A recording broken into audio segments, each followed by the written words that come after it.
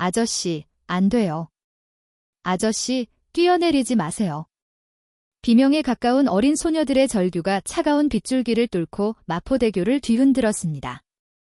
찰흙 같은 어둠 아래 난간을 움켜쥔 남자의 손마디는 이미 피기가 사라져 하얗게 질려 있었습니다. 불과 며칠 전까지 대한민국 IT 업계를 호령하던 하늘테크의 회장 부하 명예의 정점에 섰던 그가 지금 삶의 끝자락에 위태롭게 매달려 있습니다.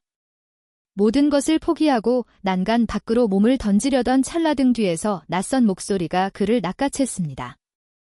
똑같이 생긴 두 명의 아이 흠뻑 젖은 쌍둥이 소녀가 고사리 같은 손으로 남자의 손을 필사적으로 붙잡고 늘어진 것입니다. 모든 것을 가진 것 같았던 이 남자는 대체 왜 차가운 다리 위에서 생을 마감하려 했을까요? 그리고 죽음의 문턱에서 나타난 이 정체불명의 쌍둥이 자매는 과연 누구일까요? 안녕하세요. 무료로 할 수 있는 구독과 좋아요 버튼 눌러주세요. 오늘의 사연 지금 시작합니다. 48살 한도윤은 하늘테크라는 회사를 만든 사람입니다. 처음에는 직원이 5명밖에 없는 작은 회사였어요. 하지만 20년이 넘는 세월 동안 땀을 흘린 끝에 회사를 국내에서 손꼽히는 중견 IT 기업으로 키워냈습니다. 석 달 전까지만 해도 도윤의 얼굴은 텔레비전에 자주 나왔어요. 경제 뉴스에서는 그를 성공한 가장의 본보기로 소개했죠. 그런데 지금은 모든 것이 달라졌습니다. 인터넷을 열면 도윤의 이름 옆에는 비자금 회장이라는 무서운 단어가 따라붙었어요. 검찰은 1,500억 원이 몰래 빠져나갔다고 발표했고 그 핵심 인물로 도윤을 지목했습니다. 가장 가슴 아픈 일은 20년을 함께한 동업자 박성도가 한 행동이었어요. 신실이 넘은 성도는 회사의 전무였고 도윤과는 젊은 시절부터 어깨를 나란히 하고 걸어온 사이였습니다. 그런데 성도는 기자들 앞에 서서 이렇게 말했어요. 모든 결제는 회장이 했습니다. 저는 지시를 따랐을 뿐이에요. 그 말을 텔레비전으로 보던 도윤의 손이 부들부들 떨렸습니다. 성도의 눈은 카메라를 똑바로 쳐다보고 있었고 목소리에는 흔들림이 없었어요. 20년의 우정이 화면 속에서 산산조각 나는 순간이었죠. 집안 사정도 무너져 내렸습니다. 도윤의 아내와 아들은 기자들의 눈을 피해 먼 친척 집으로 떠났어요. 떠나기 전날 밤 아내는 거실에 서서 도윤을 바라보았습니다. 우리까지 망가지게 하지는 마세요. 그 한마디가 이혼을 뜻한다는 것을 도윤은 알았습니다. 설상가상으로 회사마저 빼앗겼어요. 이사회는 도윤을 회장 자리에서 물러나게 했고 집까지 가압류 상태가 되어버렸습니다. 그러던 어느 날 저녁이었어요. 검찰 조사를 마치고 나온 도윤의 머리 위로 갑자기 비가 쏟아지기 시작했습니다. 우산도 없이 거리에 선 그의 양복은 금세 흠뻑 젖었어요. 어느새 그의 발은 마포대교를 향하고 있었습니다. 다리 위로 올라선 도윤의 눈앞에 검은 한강물이 펼쳐졌어요. 자동차들이 지나갔지만 아무도 난간 옆에 선 젖은 양복 차림의 남자를 돌아보지 않았습니다. 도윤은 천천히 난간으로 다가가 차가운 쇠막대를 두 손으로 붙잡았어요. 여기서 끝내자. 도윤은 마음속으로 그렇게 중얼거렸습니다. 눈을 감자 지난 몇 달간의 일들이 주마등처럼 스쳐 지나갔어요. 난간을 잡은 손에서 조금씩 힘이 빠져나가기 시작했습니다. 바로 그때였어요. 뒤쪽에서 작은 바퀴 소리가 들려왔습니다. 철컥철컥거리는 소리와 함께 가느다란 발자국 소리도 섞여 있었죠. 도윤이 고개를 돌리자 어둠 속에서 두 명의 작은 아이가 다가오고 있었어요. 9살짜리 쌍둥이 소녀 미나와 미소리였습니다. 두 아이는 록신 고철 수레를 함께 끌고 있었고 젖은 머리카락이 얼굴에 찰싹 달라붙어 있었어요. 낡은 운동화는 빗물에 푹 젖어 있었고 얇은 옷 사이로 빼족 마른 팔다리가 보였습니다. 미소리가 먼저 도윤을 발견하고 걸음을 멈췄어요. 큰 눈이 더 커지더니 금세 눈물이 그렁그렁 맺혔습니다. 미소리는 떨리는 목소리로 소리쳤어요. 아저씨 그러면 안 돼요? 떨어지면 진짜 죽어요. 그 외침에 도윤의 몸이 굳었습니다. 빗속에선 두 작은 아이의 모습이 눈에 들어왔어요. 미소리의 입술은 추위에 파랗게 질려 있었고 온몸이 부들부들 떨리고 있었습니다. 미나는 잠시 주머니를 뒤적뒤적 하더니 무언가를 꺼내 들었어요. 비에 젖어 음표지가 반쯤 벗겨진 작은 초콜릿이었습니다. 아이의 체온과 빗물에 약간 녹아 있었지만 미나는 그것을 소중하게 두 손으로 감싸 쥐고 있었어요. 이거 우리 생일 때 서로 먹으라고 양보하다가 아까워서 안 먹은 건데요. 아저씨 힘내라고 줄게요. 미나의 목소리는 작았지만 또렷했습니다. 도윤은 그 초콜릿보다 아이들의 눈을 더 오래 바라보았어요. 파랗게 질린 입술, 떨리는 어깨, 그리고 간절한 눈빛이 도윤의 가슴을 세차게 두드렸습니다. 미소리가 한 발짝 더 다가와 말했어요. 아저씨 나쁜 사람 아니잖아요. 텔레비전에서 봤어요. 그때는 웃고 있었는데요. 그 말이 가슴 깊이 파고들었습니다. 도윤의 목구멍이 뜨거워졌어요.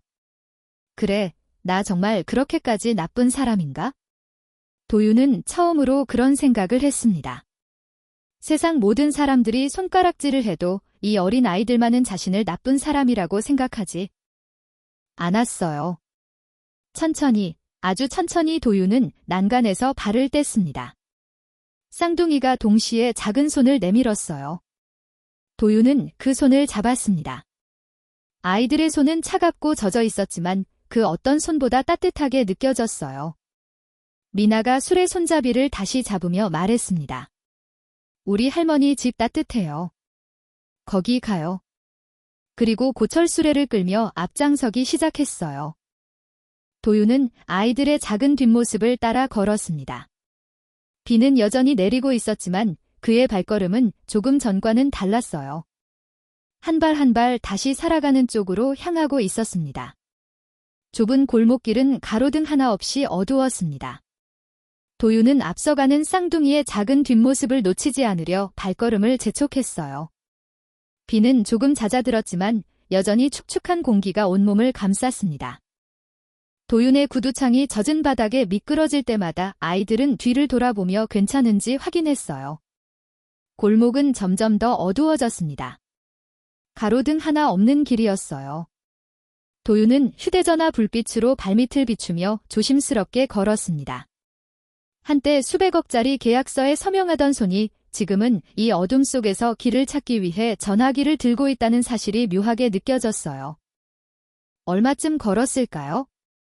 도로 옆에 오래된 고물상이 나타났습니다.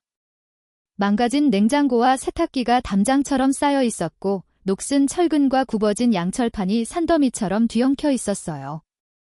빗물에 젖은 고철 냄새가 코끝을 찔렀습니다. 미소리가 손가락으로 고물상 뒤쪽을 가리켰어요. 이쪽으로 오세요.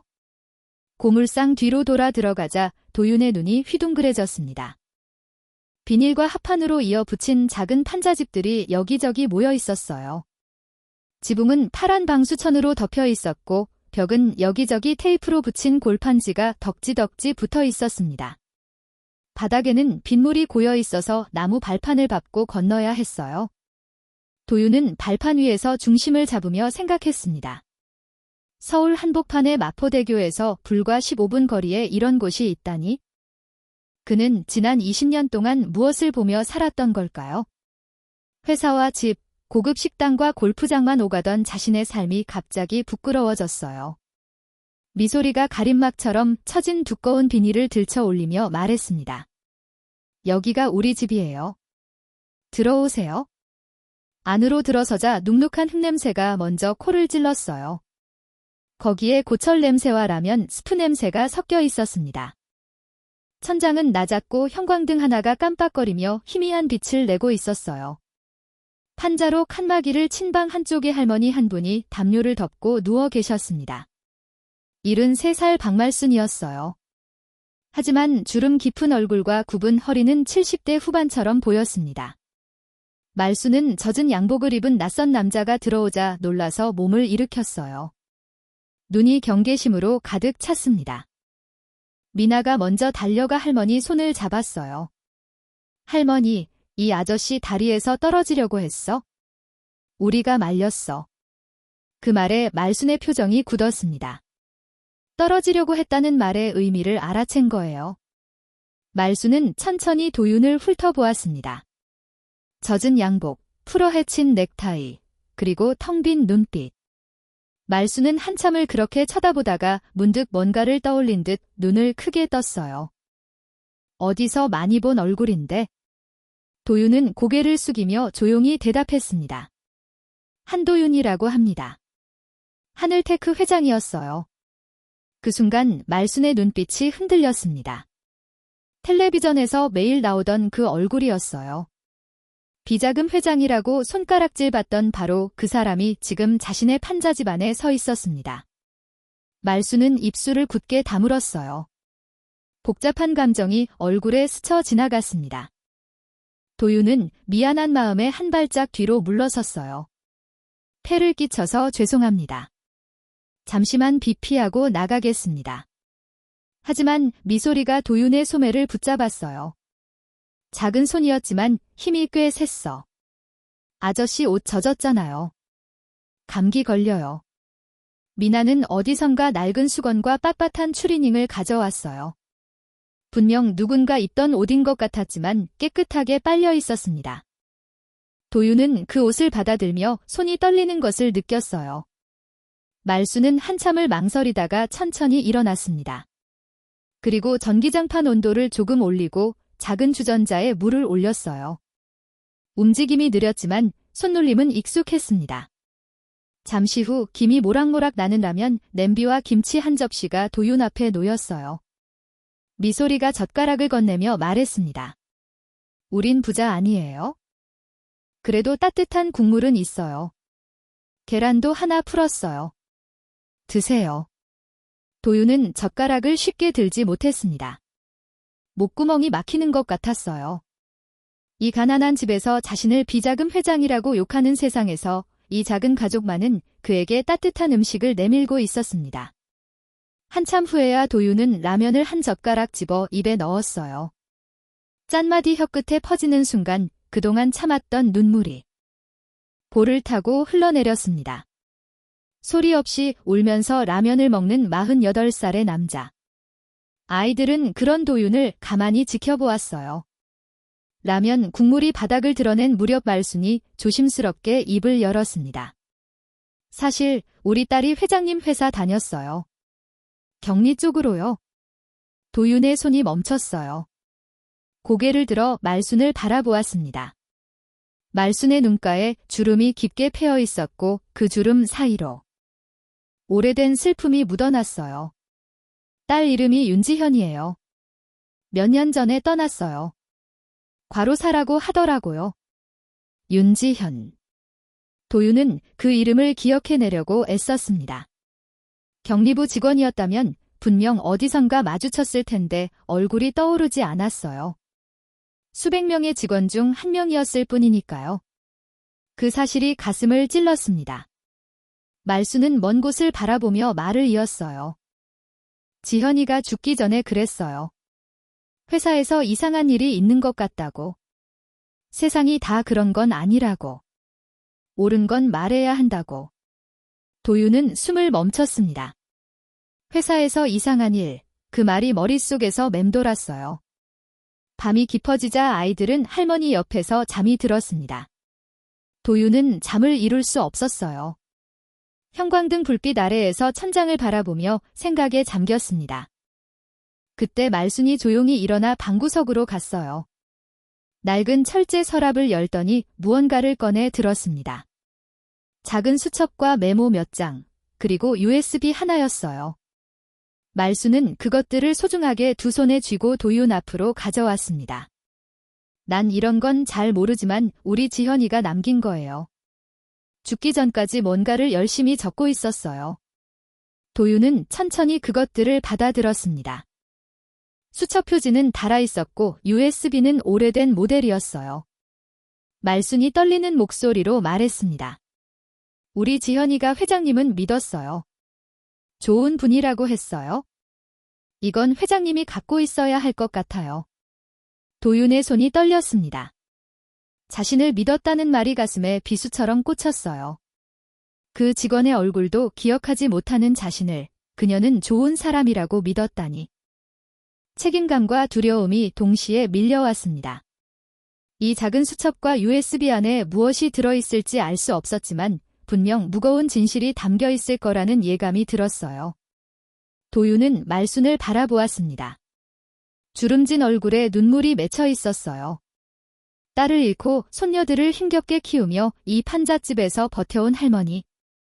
도윤은 천천히 고개를 숙였습니다. 감사합니다. 반드시 확인해 보겠습니다. 그 말을 하는 순간 도윤은 자신이 다시 살아야 할 이유를 찾은 것 같았어요. 마포대교 위에서 포기하려 했던 삶이 이 작은 판잣집에서 새로운 의미를 얻기 시작했습니다.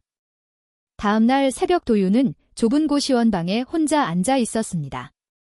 판잣집에서 하룻밤을 보낸 뒤 그는 말순에게 깊이 인사를 하고 이곳으로 왔어요. 회장 시절에는 상상도 못했던 곳이었습니다. 벽지는 군데군데 들떠 있었고 창문 하나 없는 방 안은 형광등 불빛만이 전부였어요. 한평 남짓한 공간에는 좁은 침대 하나와 작은 책상이 전부였고 화장실은 복도 끝에 있는 공용시설을 써야 했습니다. 복도에서는 누군가의 코골이 소리가 벽을 타고 새어 들어왔어요. 한때 호텔 스위트룸에서 잠을 청하던 사람이 이제는 이런 곳에서 밤을 보내고 있었습니다. 도윤은 작은 책상 위에 말순에게 받은 물건들을 조심스럽게 올려놓았습니다. 낡은 수첩 한 권과 메모 몇 장 그리고 오래된 USB 하나, 그것이 전부였어요. 하지만 도윤의 손은 그것들을 만지기가 두려웠습니다. 마치 판도라의 상자를 여는 것 같은 기분이었죠. 수첩 표지에는 지현의 이름이 작게 적혀 있었고 모서리는 달아서 해져 있었어요. 몇 년이나 들고 다녔던 걸까요? 지현이 이 수첩을 품에 안고 야근하던 모습이 상상되었습니다. 한참을 망설이다 도윤은 먼저 수첩을 펼쳤습니다. 첫 페이지부터 빼곡하게 글씨가 적혀 있었어요. 날짜와 금액, 계좌번호, 그리고 한 번도 들어본 적 없는 회사 이름들이 줄줄이 나열되어 있었습니다. 글씨체는 단정했지만 어떤 부분은 급하게 적은 듯 삐뚤했어요. 밤늦게 졸린 눈을 비비며 적었던 것 같았습니다. 도윤의 눈이 빠르게 움직였어요. SD 해외 이체, 성도 결제 후, 유령회사 새끼장 지런 표현들이 반복해서 등장했습니다. SD라는 글자를 볼 때마다 도윤의 미간이 찌푸려졌어요. 박성도의 이니셜이 분명했습니다. 수첩을 넘길수록 도윤의 심장은 점점 빠르게 뛰기 시작했어요. 손가락 끝이 차가워지는 것을 느꼈습니다. 형광등 불빛 아래에서 수첩의 글씨들이 마치 살아 움직이는 것처럼 보였어요. 지현은 회계를 전공한 사람이 아니었습니다. 그저 격리부에서 일하던 평범한 직원이었어요. 그런데 이 수첩에는 밤마다 야근하며 자료를 뒤졌던 흔적이 고스란히 남아 있었습니다. 퇴근 후에도 사무실에 남아 서류를 뒤졌던 거예요. 어린 쌍둥이를 할머니에게 맡기고 밤늦게까지 일한 이유가 바로 이것이었습니다. 어떤 페이지에는 빨간 펜으로 동그라미가 쳐져 있었고 그 옆에 이렇게 적혀 있었어요. 이상한 돈 흐름. 회장님 명의 도용 의심의 도윤은 그 글씨를 보며 숨을 멈췄습니다. 명의 도용이라니. 그는 자신이 서명했던 수많은 서류들을 떠올렸어요. 바쁘다는 핑계로 내용을 제대로 읽지도 않고 사인만 했던 날들이 머릿속을 스쳐 지나갔습니다. 회의에 늦었다며 급하게 펜을 휘두르던 자신의 모습이 떠올랐어요. 성도가 가져오는 서류는 의심 없이 사인했었죠. 20년을 함께한 동업자였으니까요. 그 서류들이 자신이 보고받은 것과 다른 내용으로 바뀌어 있었을 수도 있다는 생각에 등줄기가 서늘해졌습니다. 도윤은 떨리는 손으로 USB를 노트북에 꽂았습니다. 오래된 모델이라 인식하는데 시간이 걸렸어요.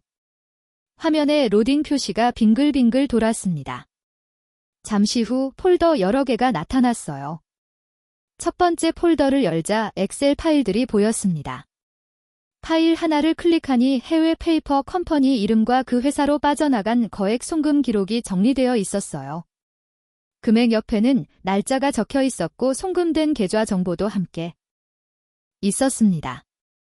지현이 하나하나 손으로 정리한 것이 분명했어요. 도윤의 눈이 커졌습니다. 이상한 점이 있었어요. 그 페이퍼 컴퍼니들의 실제 관리인 이름이 모두 박성도 아니면 그의 친척들로 연결되어 있었습니다. 도윤은 마우스를 쥔 손에 힘이 들어가는 것을 느꼈어요. 20년을 믿었던 사람이었습니다. 함께 밤을 새며 회사를 키웠고 힘들 때 서로 어깨를 두드려주던 사이였어요. 그런 사람이 뒤에서 이런 일을 벌이고 있었다니? 배신감이 목구멍까지 차올랐습니다. 또 다른 폴더에는 스캔된 계약서, 이미지들이 담겨 있었습니다. 도윤은 한 장 한 장 넘기다가 멈칫했어요. 어떤 계약서에는 자신의 서명이 찍혀 있었는데 내용이 전혀 기억나지 않는 것이었습니다. 분명 자신은 이런 계약을 승인한 적이 없었어요. 서명 모양은 틀림없이 자신의 것이었지만 계약 내용은 완전히 낯설었습니다. 누군가 자신의 서명을 복사해서 붙인 것 같았어요. 도윤은 이를 악물었습니다. 세 번째 폴더에는 언론사와의 식사 내역이 메모 형식으로 적혀 있었습니다. 담당 기자 이름, 만난 날짜 장소, 그리고 그날 오간 이야기의 요약까지. 도윤은 이것이 로비 기록이라는 것을 단번에 알아챘어요. 누군가가 언론을 이용해 여론을 조작하려 했던 흔적이었습니다. 자신에게 불리한 기사가 왜 그렇게 빨리, 그렇게 일제히 쏟아져 나왔는지 이제야 이해가 됐어요. 모든 것이 계획된 것이었습니다. 도윤은 한참 동안 화면을 바라보았습니다. 머릿속이 복잡했어요. 이 자료들은 분명 무언가 이상하다는 것을 보여주고 있었습니다. 하지만 동시에 한계도 느껴졌어요. 지현이 혼자서 모은 자료들이라 정식 문서가 아닌 것도 있었고 결정적인 증거라기보다는 정황을 추측하게 하는 수준이었습니다. 법정에 가져가기에는 아직 부족해 보였어요. 심증은 가는데 물증이 약한 거예요. 하지만 분명 어딘가에 더 확실한 증거가 있을 거라는 예감이 들었습니다. 그래도 도윤은 수첩을 계속 넘겼습니다. 마지막 페이지에 다다랐을 때 그의 손이 멈췄어요. 삐뚤한 글씨로 이렇게 적혀 있었습니다. 회장님은 모를 수 있다. 하지만 언젠간 진실이 밝혀질 거다. 도윤은 그 문장을 읽고 또 읽었습니다. 눈앞이 흐려졌어요. 지현은 자신을 믿어주고 있었습니다. 회장이 나쁜 사람이 아니라고, 모르고 당한 것일 수 있다고 생각했던 거예요. 세상 모든 사람이 손가락질할 때 이 작은 수첩 속에서 자신을 믿어 주는 사람을 발견한 거예요. 그런데 정작 자신은 그녀가 누구인지조차 기억하지 못했습니다. 얼굴도 목소리도 아무것도 떠오르지 않았어요. 수백 명의 직원 중 한 명일 뿐이었으니까요.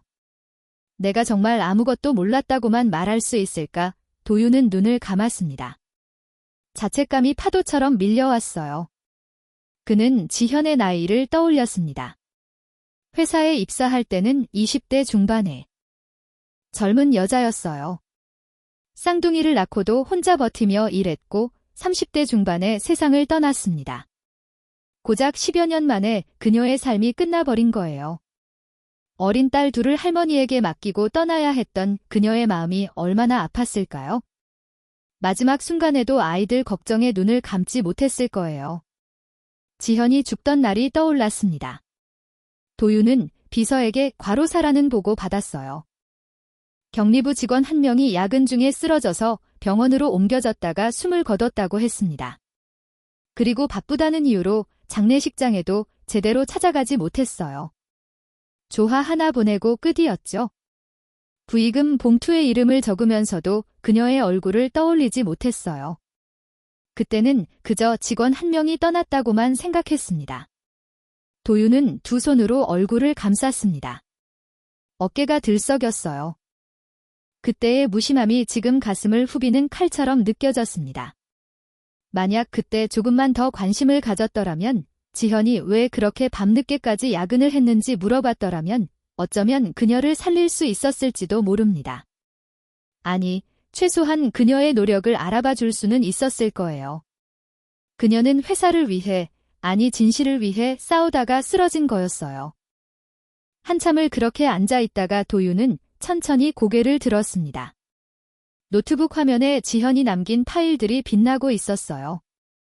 이 자료들이 완벽한 증거는 아닐지라도 최소한 시작점은 될 수 있을 것 같았습니다.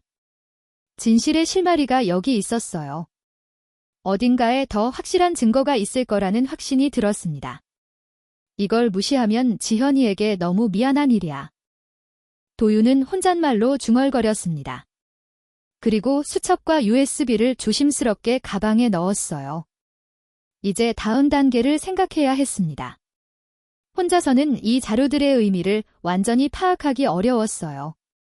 숫자와 계좌번호, 회사 이름들이 어떻게 연결되는지 제대로 분석하려면 전문가의 도움이 필요했습니다.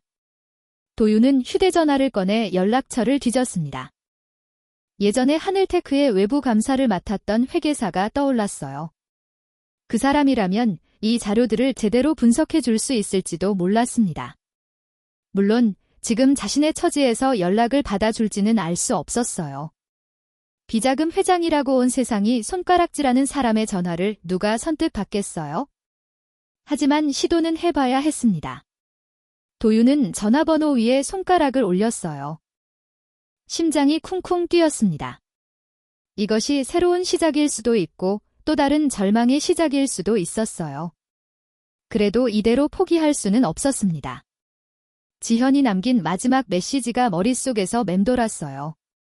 언젠간 진실이 밝혀질 거다. 도윤은 통화 버튼을 눌렀습니다. 신호음이 울리는 동안 그는 창문 없는 고시원 벽을 바라보았어요. 어둡고 좁은 공간이었지만 마음속에는 작은 불씨 하나가 피어오르고 있었습니다. 지현이 남긴 수첩이 그 불씨에 기름을 부어주고 있었어요. 전화가 너머로 짧은 침묵이 흘렀습니다.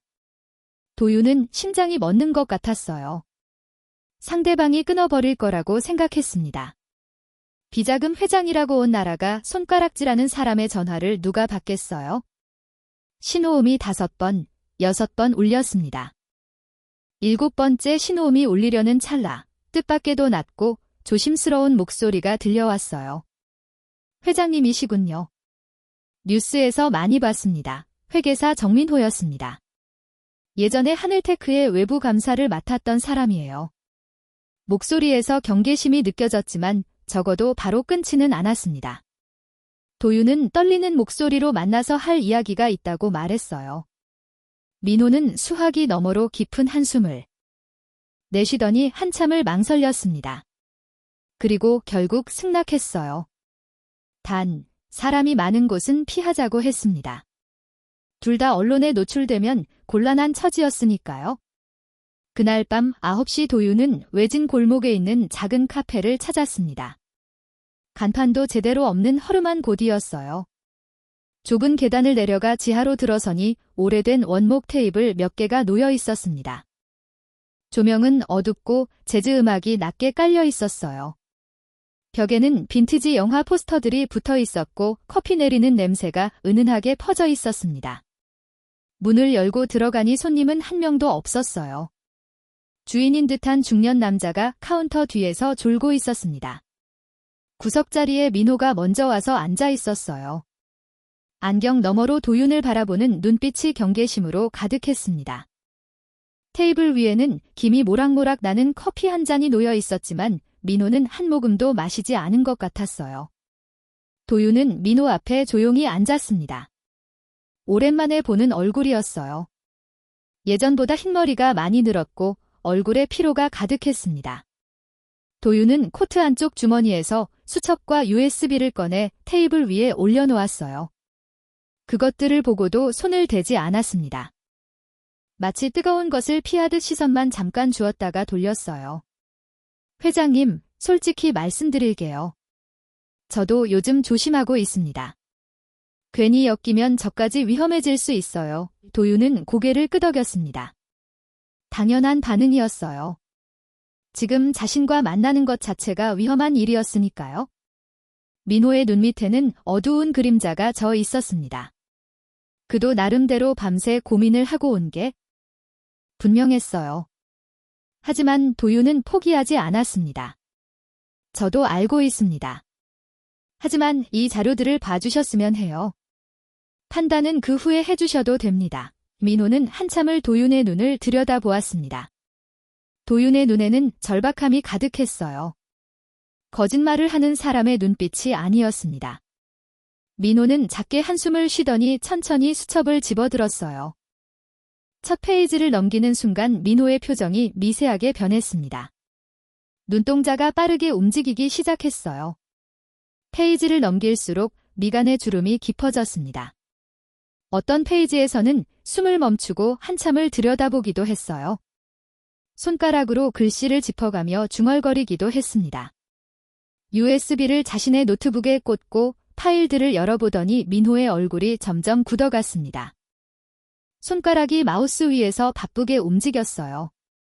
폴더를 열고 파일을 클릭하고 숫자들을 확인하고 카페 안에는 재즈 음악 소리와 마우스 클릭 소리만 낮게 울렸습니다. 이건 누가 만든 겁니까? 민호가 화면에서 눈을 떼지 않은 채 물었어요. 하늘테크 경리부에서 일하던 직원이었습니다. 몇 년 전에 과로사로 세상을 떠났어요. 민호는 입술을 꾹 다물었습니다. 화면에 떠있는 숫자들을 손가락으로 짚어가며 하나하나 확인했어요. 중간중간 종이에 뭔가를 적기도 했습니다. 계산기 앱을 열어 숫자들을 두드렸어요. 시간이 얼마나 흘렀을까요? 커피는 이미 차갑게 식어 있었고 재즈 음악은 다른 곡으로 2번이나 바뀌었어요. 민호가 마침내 고개를 들었습니다. 그의 얼굴이 창백해져 있었어요. 이건 그냥 회사 안에서 장난친 수준이 아닙니다. 몇 년에 걸친 큰 판이에요. 도윤의 가슴이 쿵 내려앉았습니다. 예상은 했지만 전문가의 입에서 직접 듣는 건 다른 무게였어요. 손바닥에 땀이 배어나왔습니다. 무릎 위에 올려놓은 주먹을 꽉 쥐었어요. 민호는 USB 안의 송금 내역과 수첩의 메모를 대조해보기 시작했습니다. 종이의 숫자들을 적어가며 계산을 했어요. 한참 후에 민호가 펜을 내려놓았습니다. 그리고 도윤을 똑바로 바라보았어요. 비자금 규모가 최소 1,500억 이상입니다. 어쩌면 그보다 더 클 수도 있어요. 1,500억. 도윤은 그 숫자를 머릿속으로 되뇌었습니다. 자신이 평생 일해서 번 돈보다 훨씬 큰 금액이었어요. 그 어마어마한 돈이 자기도 모르는 사이에 어딘가로 빠져나갔다니. 손이 떨리기 시작했습니다. 민호는 계속해서 설명했습니다. 돈은 한 번에 빠져나간 게 아니라 5년이 넘는 시간 동안 여러 차례에 걸쳐 조금씩 나뉘어 빠져나갔다고 했어요. 한 번에 큰 금액이 움직이면 눈에 띄니까 일부러 쪼갠 거였습니다. 그래야 감사에 걸리지 않으니까요. 중간에 거쳐간 회사 이름들이 반복적으로 등장했는데 대부분 서류상으로만 존재하는 유령 회사들이었어요. 실제로는 사무실도 없고 직원도 없는 껍데기 회사였죠. 이 유령 회사들의 대표 명의를 확인해 봤는데요. 민호가 노트북 화면을 돌려 도윤에게 보여주었습니다. 화면에는 회사 등기부 등본 이미지가 띄워져 있었어요. 대표자 이름 칸에 박성도라는 글자가 선명하게 적혀 있었습니다. 다른 회사 서류에는 성도의 사촌, 처남, 고모부 같은 친척 이름들이 줄줄이 나왔어요. 온 가족이 총동원된 거였습니다. 도윤은 이를 악물었습니다. 20년을 함께한 사람이었어요. 회사를 처음 시작할 때 단돈 5천만 원을 모아 사무실을 얻었던 날이 떠올랐습니다. 그날 밤 싸구려 소주를 마시며 꿈을 이야기했었죠. 언젠가 큰 회사를 만들자고 서로의 어깨를 두드려 주던 사이였어요. 명절마다 가족들끼리 모여 밥을 먹기도 했습니다. 성도의 아이들을 무릎에 앉히고 세뱃돈을 주기도 했어요. 그런 사람이 뒤에서 이런 짓을 하고 있었다니? 배신감이 목구멍까지 치밀어 올랐습니다. 민호는 또 다른 파일을 열었습니다. 계약서 이미지들이었어요. 이 계약서들 좀 보세요. 회장님, 서명이 찍혀 있는데 이거 기억나십니까? 도윤은 화면을 자세히 들여다보았습니다. 분명 자신의 서명이었어요. 글씨체도 기울기도 획굵기도 틀림없었습니다. 하지만 계약 내용은 전혀 기억이 나지 않았어요. 자신이 승인한 적이 없는 것들이었습니다. 아마 서명 이미지 파일을 따로 저장해뒀다가 나중에 마음대로 붙여 넣은 것 같습니다. 요즘 기술로는 어렵지 않아요. 민호의 말에 도윤은 두 손으로 머리를 감쌌습니다. 지난 5년 동안 바쁘다는 이유로 서류를 끝까지 읽지 않고 서명만 했던 순간들이 떠올랐어요. 성도가 가져오는 서류는 믿고 사인했었죠. 20년 동업자를 의심한다는 게 말이 되냐고 생각했었습니다.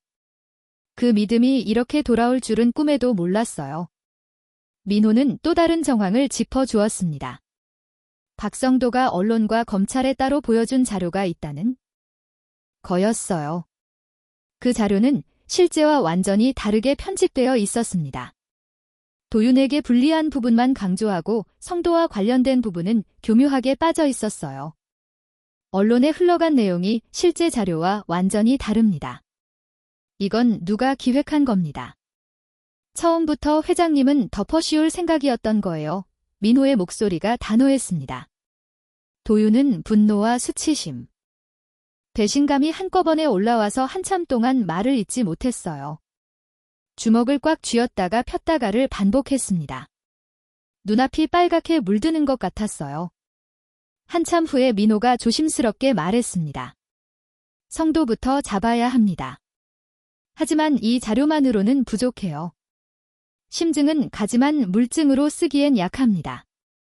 더 확실한 증거가 필요합니다. 민호는 자료를 복사해 두겠다며 USB를 빌려갔습니다. 그리고 마지막으로 중요한 조언을 했어요. 이걸 언론에 바로 내놓지 마세요.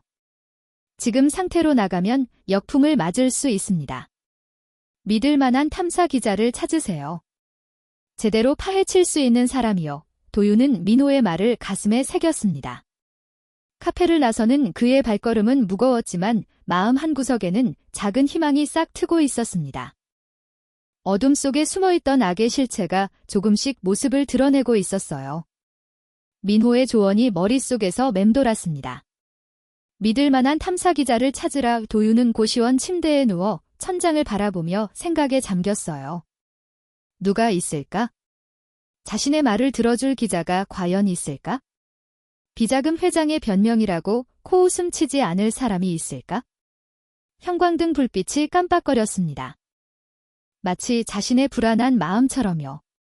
복도에서 누군가 기침하는 소리가 들렸고 어디선가라면 끓이는 냄새가 났어요. 그때 한 사람의 얼굴이 떠올랐습니다. 최진아. 35세의 탐사보도 기자였어요.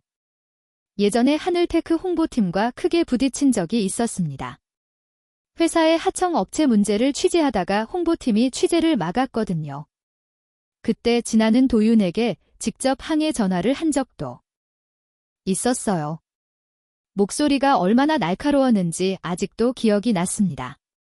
왜 진실을 덮으려 하느냐고 국민에게 알 권리가 있다고 따졌었죠. 그러니까 진아는 도윤에게 좋은 감정이 없는 사람이었어요. 오히려 그래서 더 믿을 수 있을지도 몰랐습니다. 적어도 그녀는 진실에 관심이 있는 사람이었으니까요. 돈이나 권력에 휘둘리지 않을 사람이었어요.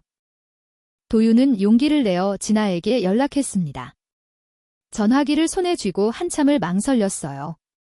손가락이 화면 위에서 멈췄다가 다시 움직이기를 반복했습니다. 심호흡을 3번 하고 나서야 통화 버튼을 눌렀어요. 신호음이 울릴 때마다 심장이 쿵쿵 뛰었습니다. 전화를 받은 진아의 목소리는 차가웠어요. 한도윤 회장님이시라고요? 무슨 일이시죠? 도윤은 떨리는 목소리로 보여줄 게 있다고 말했습니다. 자신의 결백을 증명할 수 있는 자료가 있다고요? 진아는 코웃음을 쳤어요. 하지만 도윤이 포기하지 않고 간청하자 한참을 망설이다가 결국 만나기로 했습니다. 단, 장소는 자신이 정하겠다고 했어요. 사람들 눈에 띄지 않는 곳으로요. 다음 날 저녁 7시 도윤은 을지로 뒷골목에 있는 작은 지하 카페를 찾았습니다. 간판도 없는 낡은 건물이었어요. 좁은 계단을 내려가니 오래된 LP판이 벽에 걸려 있었고 희미한 조명 아래 테이블 몇 개가 놓여 있었습니다. 천장에서는 재즈 음악이 낮게 흘러나왔어요. 커피 내리는 냄새와 오래된 나무 냄새가 섞여 있었습니다. 진아는 이미 와 있었어요. 짧은 단발머리에 안경을 쓴 그녀는 도윤을 보자마자 날카로운 눈빛을 보냈습니다. 팔짱을 끼고 등받이에 기대 앉은 모습이 경계심으로 가득했어요. 또 자기 변명하러 오신 거 아니에요? 시간 낭비하게 하시면 바로 나갈 겁니다. 진아의 첫마디였습니다. 도윤은 아무 말 없이 가방에서 수첩과 USB를 꺼내 테이블 위에 올려놓았어요. 말로 설명하는 것보다 직접 보여주는 게 나을 것 같았습니다. 진아는 처음에는 시큰둥한 표정이었어요. 팔짱을 낀 채 수첩을 힐끔 쳐다보기만 했습니다. 하지만 수첩을 펼쳐 한 장 한 장 넘기기 시작하면서 얼굴이 변했어요. 미간에 주름이 잡히더니 눈빛이 점점 진지해졌습니다. 팔짱을 풀고 몸을 앞으로 숙였어요. 페이지를 넘기는 손놀림이 점점 빨라졌습니다. 이건 누가 만든 거예요? 우리 회사 경리부에서 일하던 직원이었습니다. 몇 년 전에 과로사로 세상을 떠났어요. 진아는 USB를 자신의 노트북에 꽂고 파일들을 열어보았습니다.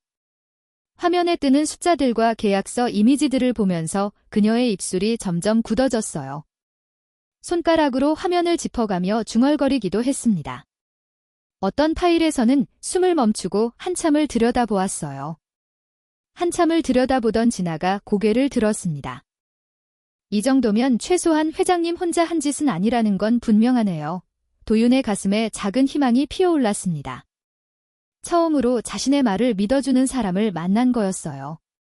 눈시울이 뜨거워졌지만 꾹 참았습니다. 진아는 자료를 더 꼼꼼히 살펴보더니 입을 열었어요. 하지만 이것만으로는 부족해요. 심증은 가지만 물증이 약합니다.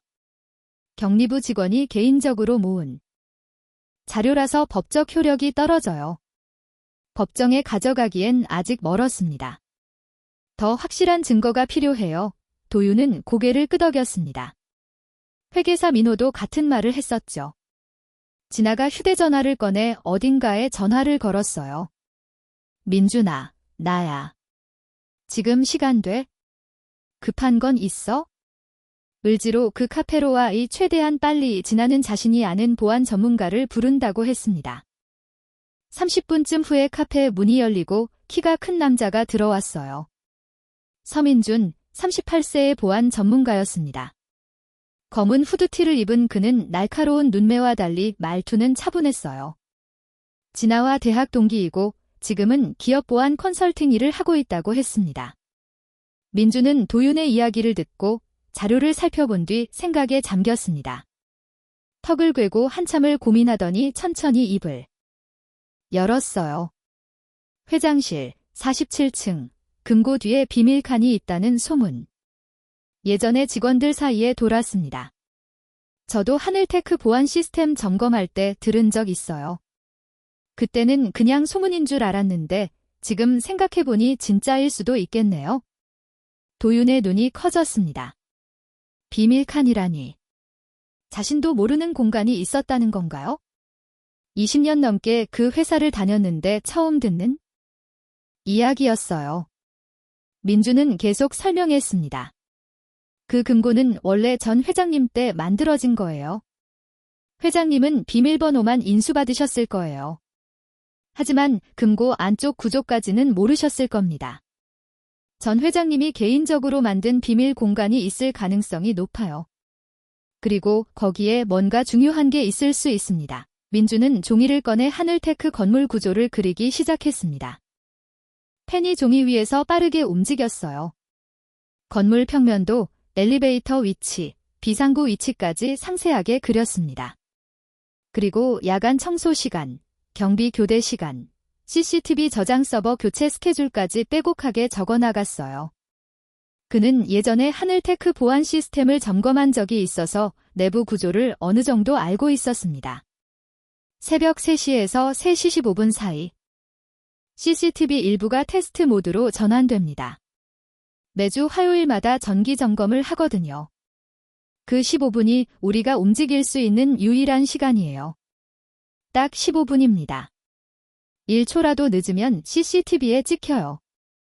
세 사람은 서로 얼굴을 마주 보았습니다. 위험한 작전이었어요. 실패하면 도윤은 완전히 도망자 신세가 될 거였습니다. 아니, 불법 침입죄로 감옥에 갈 수도 있었어요. 하지만 다른 방법이 없었습니다. 진아가 먼저 입을 열었어요. 해봐요. 저도 함께 갈게요. 어차피 기자는 현장에 있어야 하는 거잖아요. 작전 날짜는 사흘 뒤 화요일로 정해졌습니다. 도윤은 그날까지 매일 밤 한숨도 자지 못했어요. 눈을 감으면 실패했을 때의 모습이 떠올랐습니다. 수갑을 차고 끌려가는 자신의 모습. 뉴스에 또다시 얼굴이 나오는 장면, 가족들의 절망스러운 표정. 하지만 동시에 지현의 수첩 마지막 페이지가 떠올랐어요. 언젠간 진실이 밝혀질 거다. 그 문장이 도윤에게 용기를 주었습니다.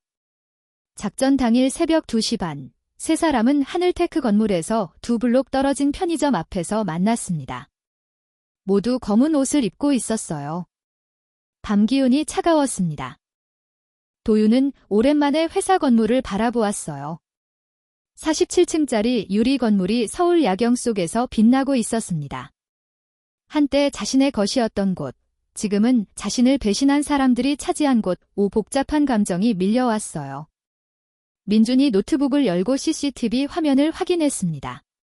그의 손가락이 키보드 위에서 빠르게 움직였어요. 3분 후에 테스트 모드 시작됩니다. 준비하세요. 도윤의 심장이 미친 듯이 뛰었습니다. 손바닥에 땀이 흥건했어요. 진아가 도윤의 어깨를 가볍게 두드렸습니다. 지금입니다. 15분 안에 끝내야 해요. 가시죠. 세 사람은 건물 뒤쪽 비상구로 들어갔습니다. 복도는 텅 비어 있었고 비상등만 희미하게 켜져 있었어요.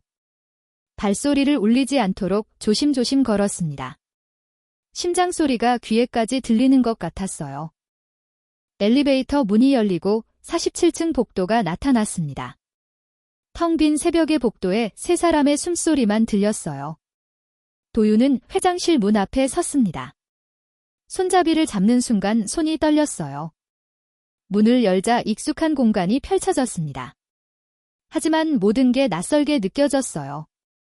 책상 위에는 다른 사람의 물건들이 놓여 있었고 벽에 걸린 그림도 바뀌어 있었습니다. 한때 자신의 공간이었던 곳이 완전히 남의 것이 되어 있었어요. 금고는 저쪽입니다. 서두르세요. 8분 남았어요. 민준이 벽 한쪽을 가리켰습니다. 커다란 그림 뒤에 금고가 숨겨져 있었어요. 도윤은 비밀번호를 눌렀습니다. 다행히 아직 바뀌지 않았어요. 철컥 소리와 함께 금고 문이 열렸습니다. 민준이 금고 안으로 들어가 내부를 살폈습니다. 손전등으로 벽을 비추며 두드려 보았어요. 똑똑, 똑똑. 대부분 묵직한 소리가 났지만 한쪽에서 텅 빈 소리가 났습니다. 찾았어요. 민준이 그 부분에 패널을 밀었습니다. 끼익 소리와 함께 숨겨진 칸이 드러났어요. 도윤은 숨을 멈췄습니다. 그 안에 오래된 봉투 하나와 작은 USB가 있었어요. 봉투를 집어든 도윤의 손이 떨렸습니다.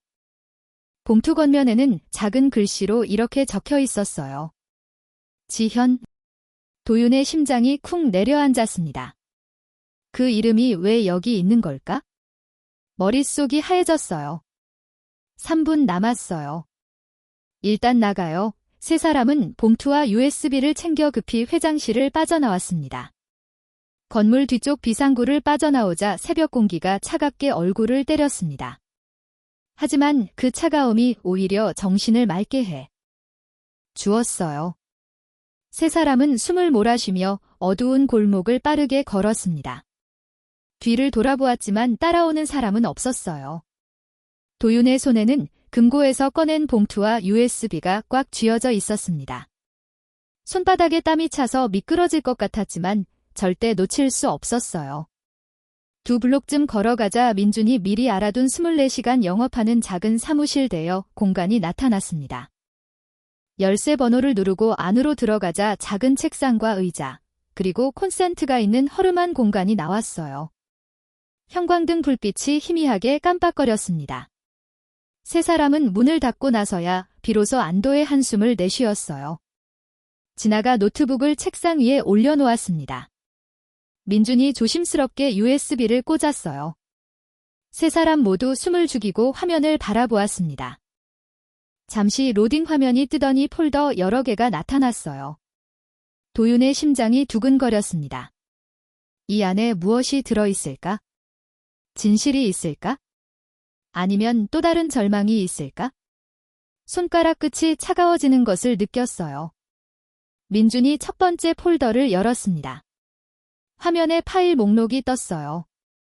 날짜별로 정리된 엑셀 파일들이었습니다. 파일 하나를 클릭하자 표가 펼쳐졌어요. 도윤은 눈을 크게 떴습니다. 1,500억 비자금의 조성 과정이 날짜별로 상세하게 정리되어 있었어요. 언제, 얼마가, 어느 회사를 통해 빠져나갔는지, 중간에 거쳐간 유령 회사 이름들, 그리고 최종적으로 돈이 흘러간 계좌번호까지. 모든 것이 표로 깔끔하게 정리되어 있었습니다. 이건 할머니에게 받은 자료와는 차원이 다르네요. 진아가 낮은 목소리로 말했습니다. 맞았어요. 말순에게 받은 USB에는 지현이 집에서 몰래 작업한 개인적인 추적 일지가 담겨 있었습니다. 의심 가는 점들을 메모하고 정황 증거들을 모아둔 것이었죠. 심증은 가지만 물증으로는 약한 자료였어요. 하지만 지금 보고 있는 이 USB는 완전히 달랐습니다. 이건 원본 데이터였어요. 박성도의 친필 서명이 들어간 면지. 계약서 조작되기 전에 진짜 회계장부, 이메일 원본 파일까지. 법정에서 증거로 쓸 수 있는 결정적인 자료들이었습니다. 아마도 박성도가 없애버리려고 했던 원본들일 거예요. 민준이 파일들을 살펴보며 말했습니다. 지현 씨가 이걸 빼돌려서 금고에 숨겨둔 것 같습니다. 가장 안전한 곳에요? 박성도 설마 회장실 금고 안에 자기 범죄 증거가 숨겨져 있을 거라고는 상상도 못했겠죠. 민준이 두 번째 폴더를 열었습니다. 이번에는 이메일 캡처 화면들이 나왔어요. 박성도가 주고받은 이메일들이었습니다. 도윤은 화면을 가까이 들여다보았어요. 한 이메일에 이런 문장이 적혀 있었습니다. 회장님께는 이 버전만 보여드리면 됩니다. 나머지는 제가 처리하겠습니다. 도윤의 손이 떨렸습니다. 성도가 자신을 속이고 있었다는 명백한 증거였어요. 다른 이메일에는 이런 문장도 있었습니다. 서명 파일은 따로 보관해 두세요. 필요할 때 쓸 수 있게요. 자신의 서명을 도용하려고 미리 계획했다는 뜻이었어요. 도윤은 이를 악물었습니다. 분노가 치밀어 올랐지만 동시에 허탈함도 느껴졌어요. 20년을 믿었던 사람이 처음부터 자신을 이용할 생각이었다니. 함께 라면 먹으며 밤을 새우던 시절이 떠올랐습니다. 회사가 어려울 때 서로 등을 토닥이며 버텼던 날들이 생각났어요. 그때도 그는 이런 마음을 품고 있었던 걸까요? 마지막 폴더가 있어요. 민준이 말했습니다. 폴더 이름은 지현 개인 메모였어요. 도윤의 가슴이 쿵 내려앉았습니다. 왜 지현의 이름이 여기 있는 걸까? 민준이 폴더를 클릭했습니다. 안에는 짧은 영상 파일 하나와 스캔된 손글씨 메모가 있었어요. 영상부터 볼까요? 진아가 조심스럽게 물었습니다. 도윤은 고개를 끄덕였어요. 말이 나오지 않았습니다. 목이 메어왔어요. 민준이 영상 파일을 재생했습니다. 화면에 한 여자의 얼굴이 나타났어요. 30대 중반쯤 되어 보이는 여자였습니다. 눈 밑에는 짙은 다크서클이 있었고 얼굴은 피곤해 보였어요. 광대뼈가 도드라져 보일 만큼 야윈 얼굴이었습니다. 하지만 눈빛은 또렷했어요. 뭔가를 꼭 전하고 싶다는 듯한 간절한 눈빛이었습니다. 지현이었어요. 도윤은 그제야 그녀의 얼굴을 떠올렸습니다. 격리부에서 일하던 조용한 직원, 회의 때 가끔 스쳐 지나가던 얼굴, 복도에서 마주치면 고개 숙여 인사하던 사람. 이름조차 제대로 기억하지 못했던 사람. 그녀가 화면 속에서 말하기 시작했어요. 혹시 이 영상을 보는 사람이 있다면요, 지현의 목소리는 약간 떨리고 있었습니다.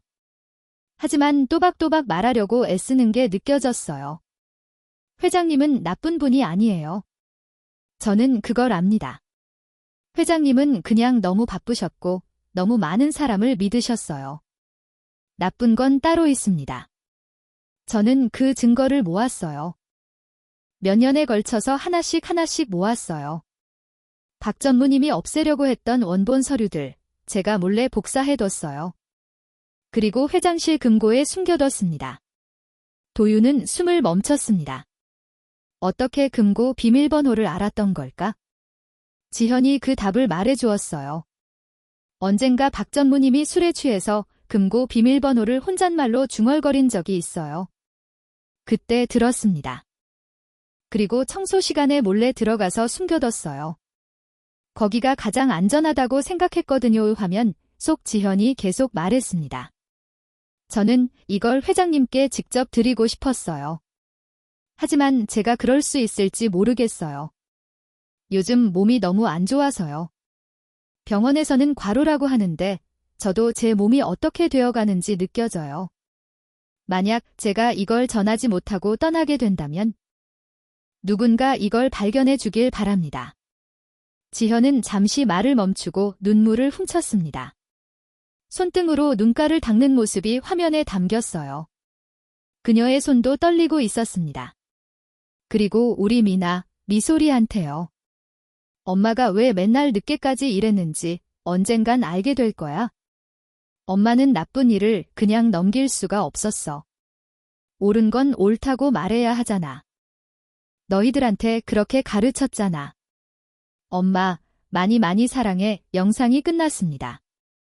화면이 검게 변했어요. 사무실 안에 정적이 흘렀습니다. 형광등이 지지직거리는 소리만 희미하게 들렸어요. 아무도 말을 하지 않았습니다.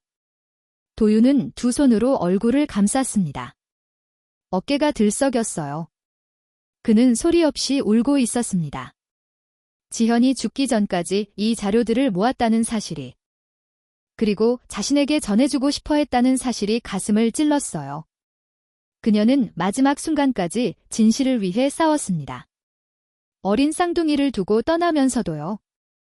아이들 얼굴을 보고 싶었을 텐데, 아이들과 더 많은 시간을 보내고 싶었을 텐데.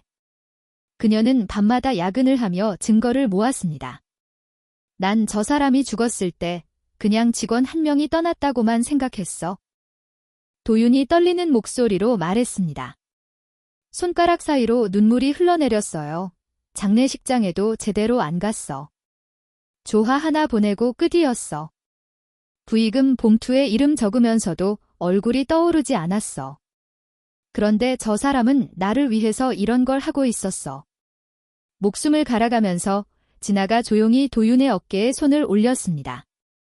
따뜻한 손길이었어요. 민주는 고개를 숙인 채 아무 말도 하지 않았습니다. 그도 눈시울이 붉어져 있었어요. 도윤은 한참을 울었습니다. 억눌렀던 감정들이 한꺼번에 터져 나왔어요. 죄책감, 미안함, 그리고 지현에 대한 고마움이 뒤섞여 있었습니다. 한참 후에 진아가 조심스럽게 말했습니다. 손글씨 메모도 있어요.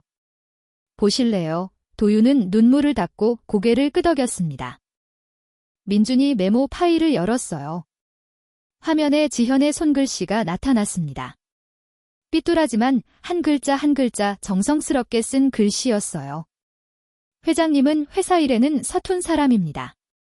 사람을 너무 쉽게 믿으시고 서류를 꼼꼼히 안 보시고 바쁘다는 핑계로 많은 것을 놓치십니다. 하지만 회장님은 착한 사람입니다. 저는 그걸 알아요. 명절마다 직원들 선물 챙기시고 아픈 직원 있으면 병원비 보태주시고 청소 아주머니한테도 인사 꼬박꼬박 하시고 그런 분이에요. 나쁜 건 따로 있습니다. 그 사람들을 잡아주세요. 도윤은 메모를 읽고 또 읽었습니다. 자신을 이렇게 봐주는 사람이 있었다니. 세상이 등을 돌릴 때 자신을 믿어준 사람이 있었다니. 그 사실이 가슴 깊이 파고들었어요. 일부 파일이 암호화되어 있어요. 해독하는데 시간이 좀 걸린 것 같습니다. 김인준이 말했습니다. 그는 노트북에 해독 프로그램을 설치하고 돌리기 시작했어요. 그 사이에 세 사람은 자료 공개 방식에 대해 진지하게 토론했습니다. 진아가 먼저 의견을 냈어요. 이건 그냥 언론 보도만으로 끝낼 일이 아니에요. 기업 차원이 아닙니다. 정치권까지 연결되어 있을 가능성이 높아요. 검찰도 일부는 저쪽 편일 수 있고요. 검찰, 국회까지 같이 움직여야 해요.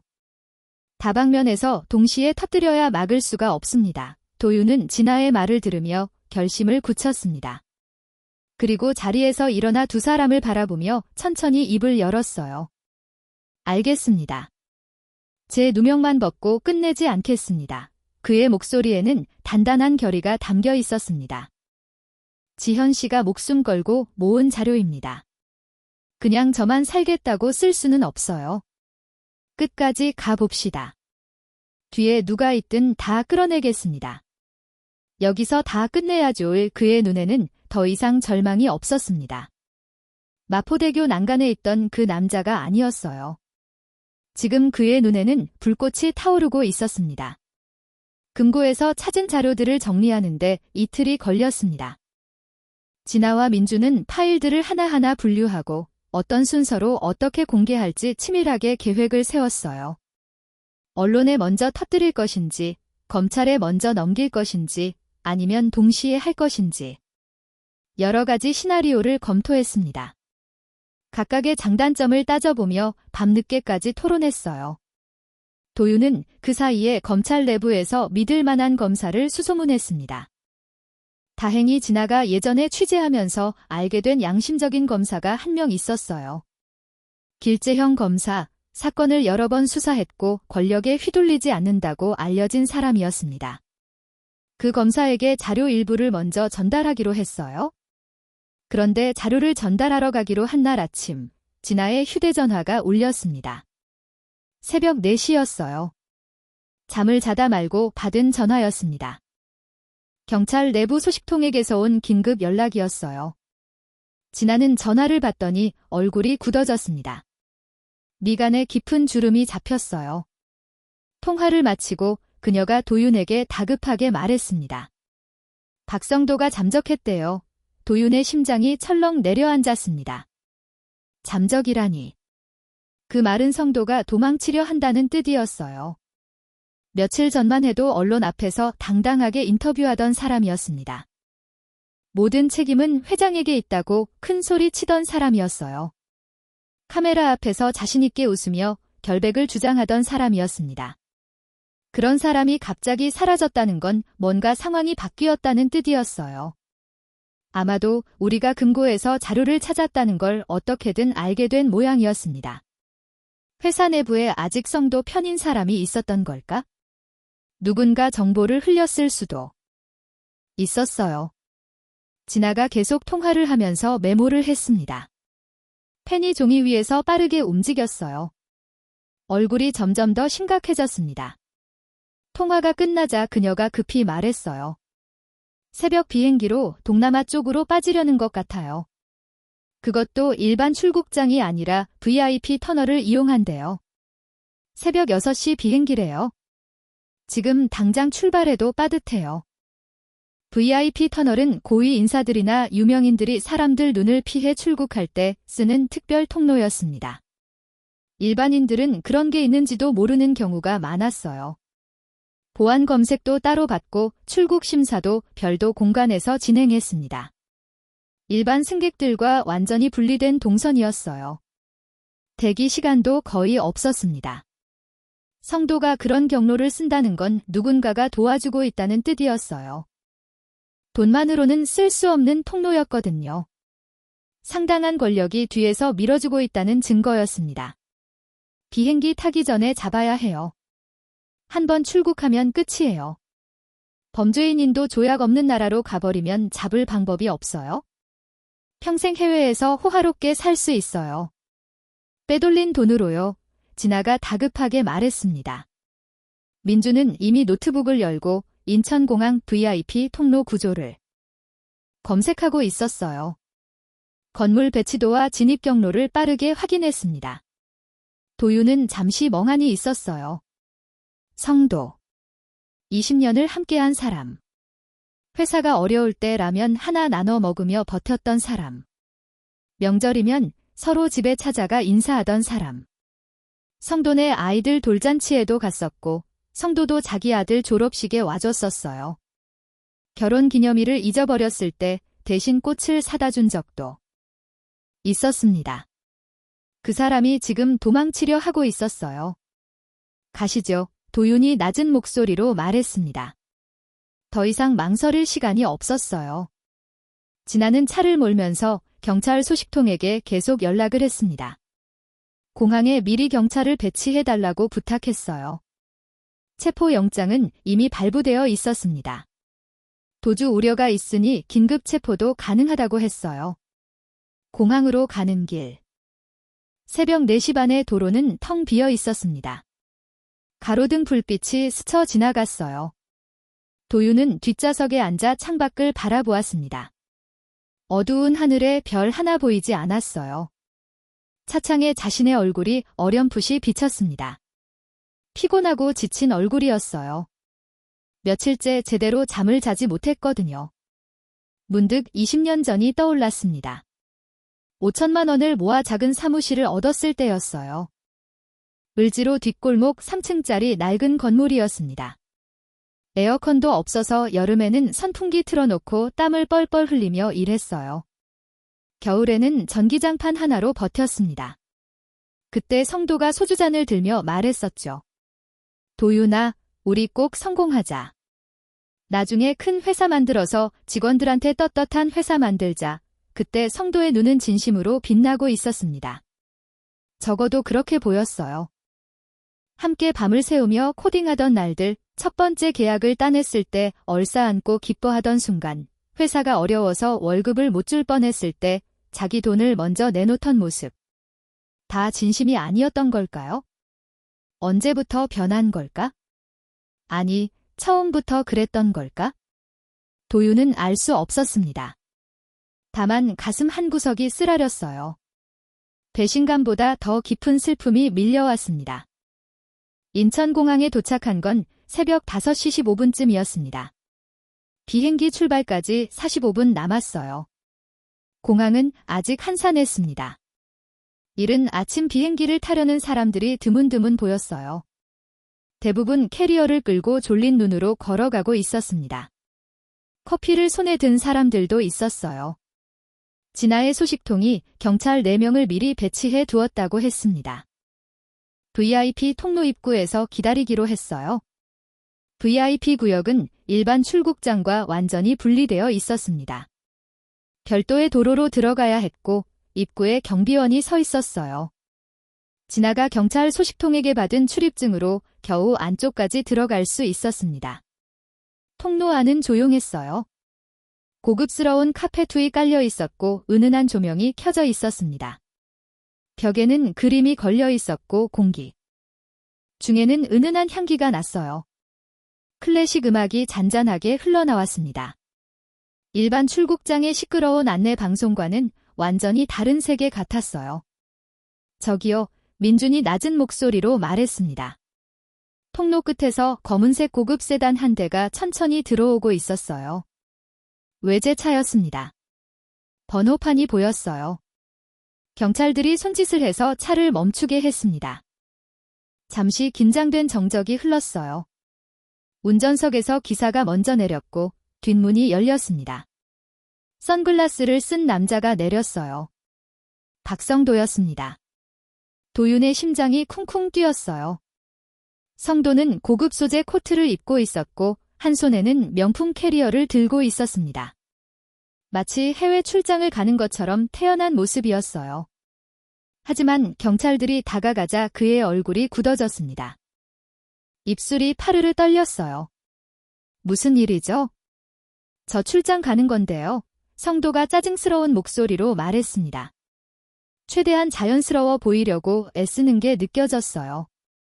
경찰 한 명이 앞으로 나섰습니다. 박성도 씨, 체포영장이 발부되었습니다. 함께 가셔야겠습니다. 성도의 얼굴이 하얗게 질렸습니다. 선글라스 너머로도 그의 눈이 흔들리는 게 보였어요. 그는 급히 주위를 둘러보았습니다. 도망칠 곳을 찾는 것 같았어요. 하지만 이미 경찰들이 주위를 둘러싸고 있었습니다. 빠져나갈 곳이 없었어요. 이게 무슨 짓이야? 나 누군지 알아? 내 변호사한테 연락할 거야. 성도가 소리를 질렀습니다. 하지만 그의 목소리는 떨리고 있었어요. 허세였습니다. 경찰이 수갑을 꺼내자 성도의 무릎이 휘청거렸어요. 그때 성도의 시선이 도윤과 마주쳤습니다. 잠시 시간이 멈춘 것 같았어요. 성도의 눈에 여러 감정이 스쳐 지나갔습니다. 놀람, 분노, 그리고 두려움. 도윤아, 너 이러면 안 되지.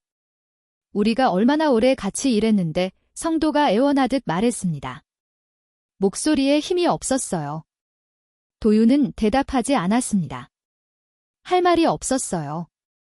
아니, 할 말이 너무 많아서 어디서부터 시작해야 할지 몰랐습니다. 경찰이 성도에게 수갑을 채웠어요. 철컥 소리가 조용한 통로에 울렸습니다. 도주하시려던 건가요? 어디선가 취재진이 나타나 카메라를 들이댔습니다. 진아가 미리 연락해 둔 거였어요. 플래시가 연달아 터졌습니다. 성도는 고개를 돌리며 얼굴을 가렸어요.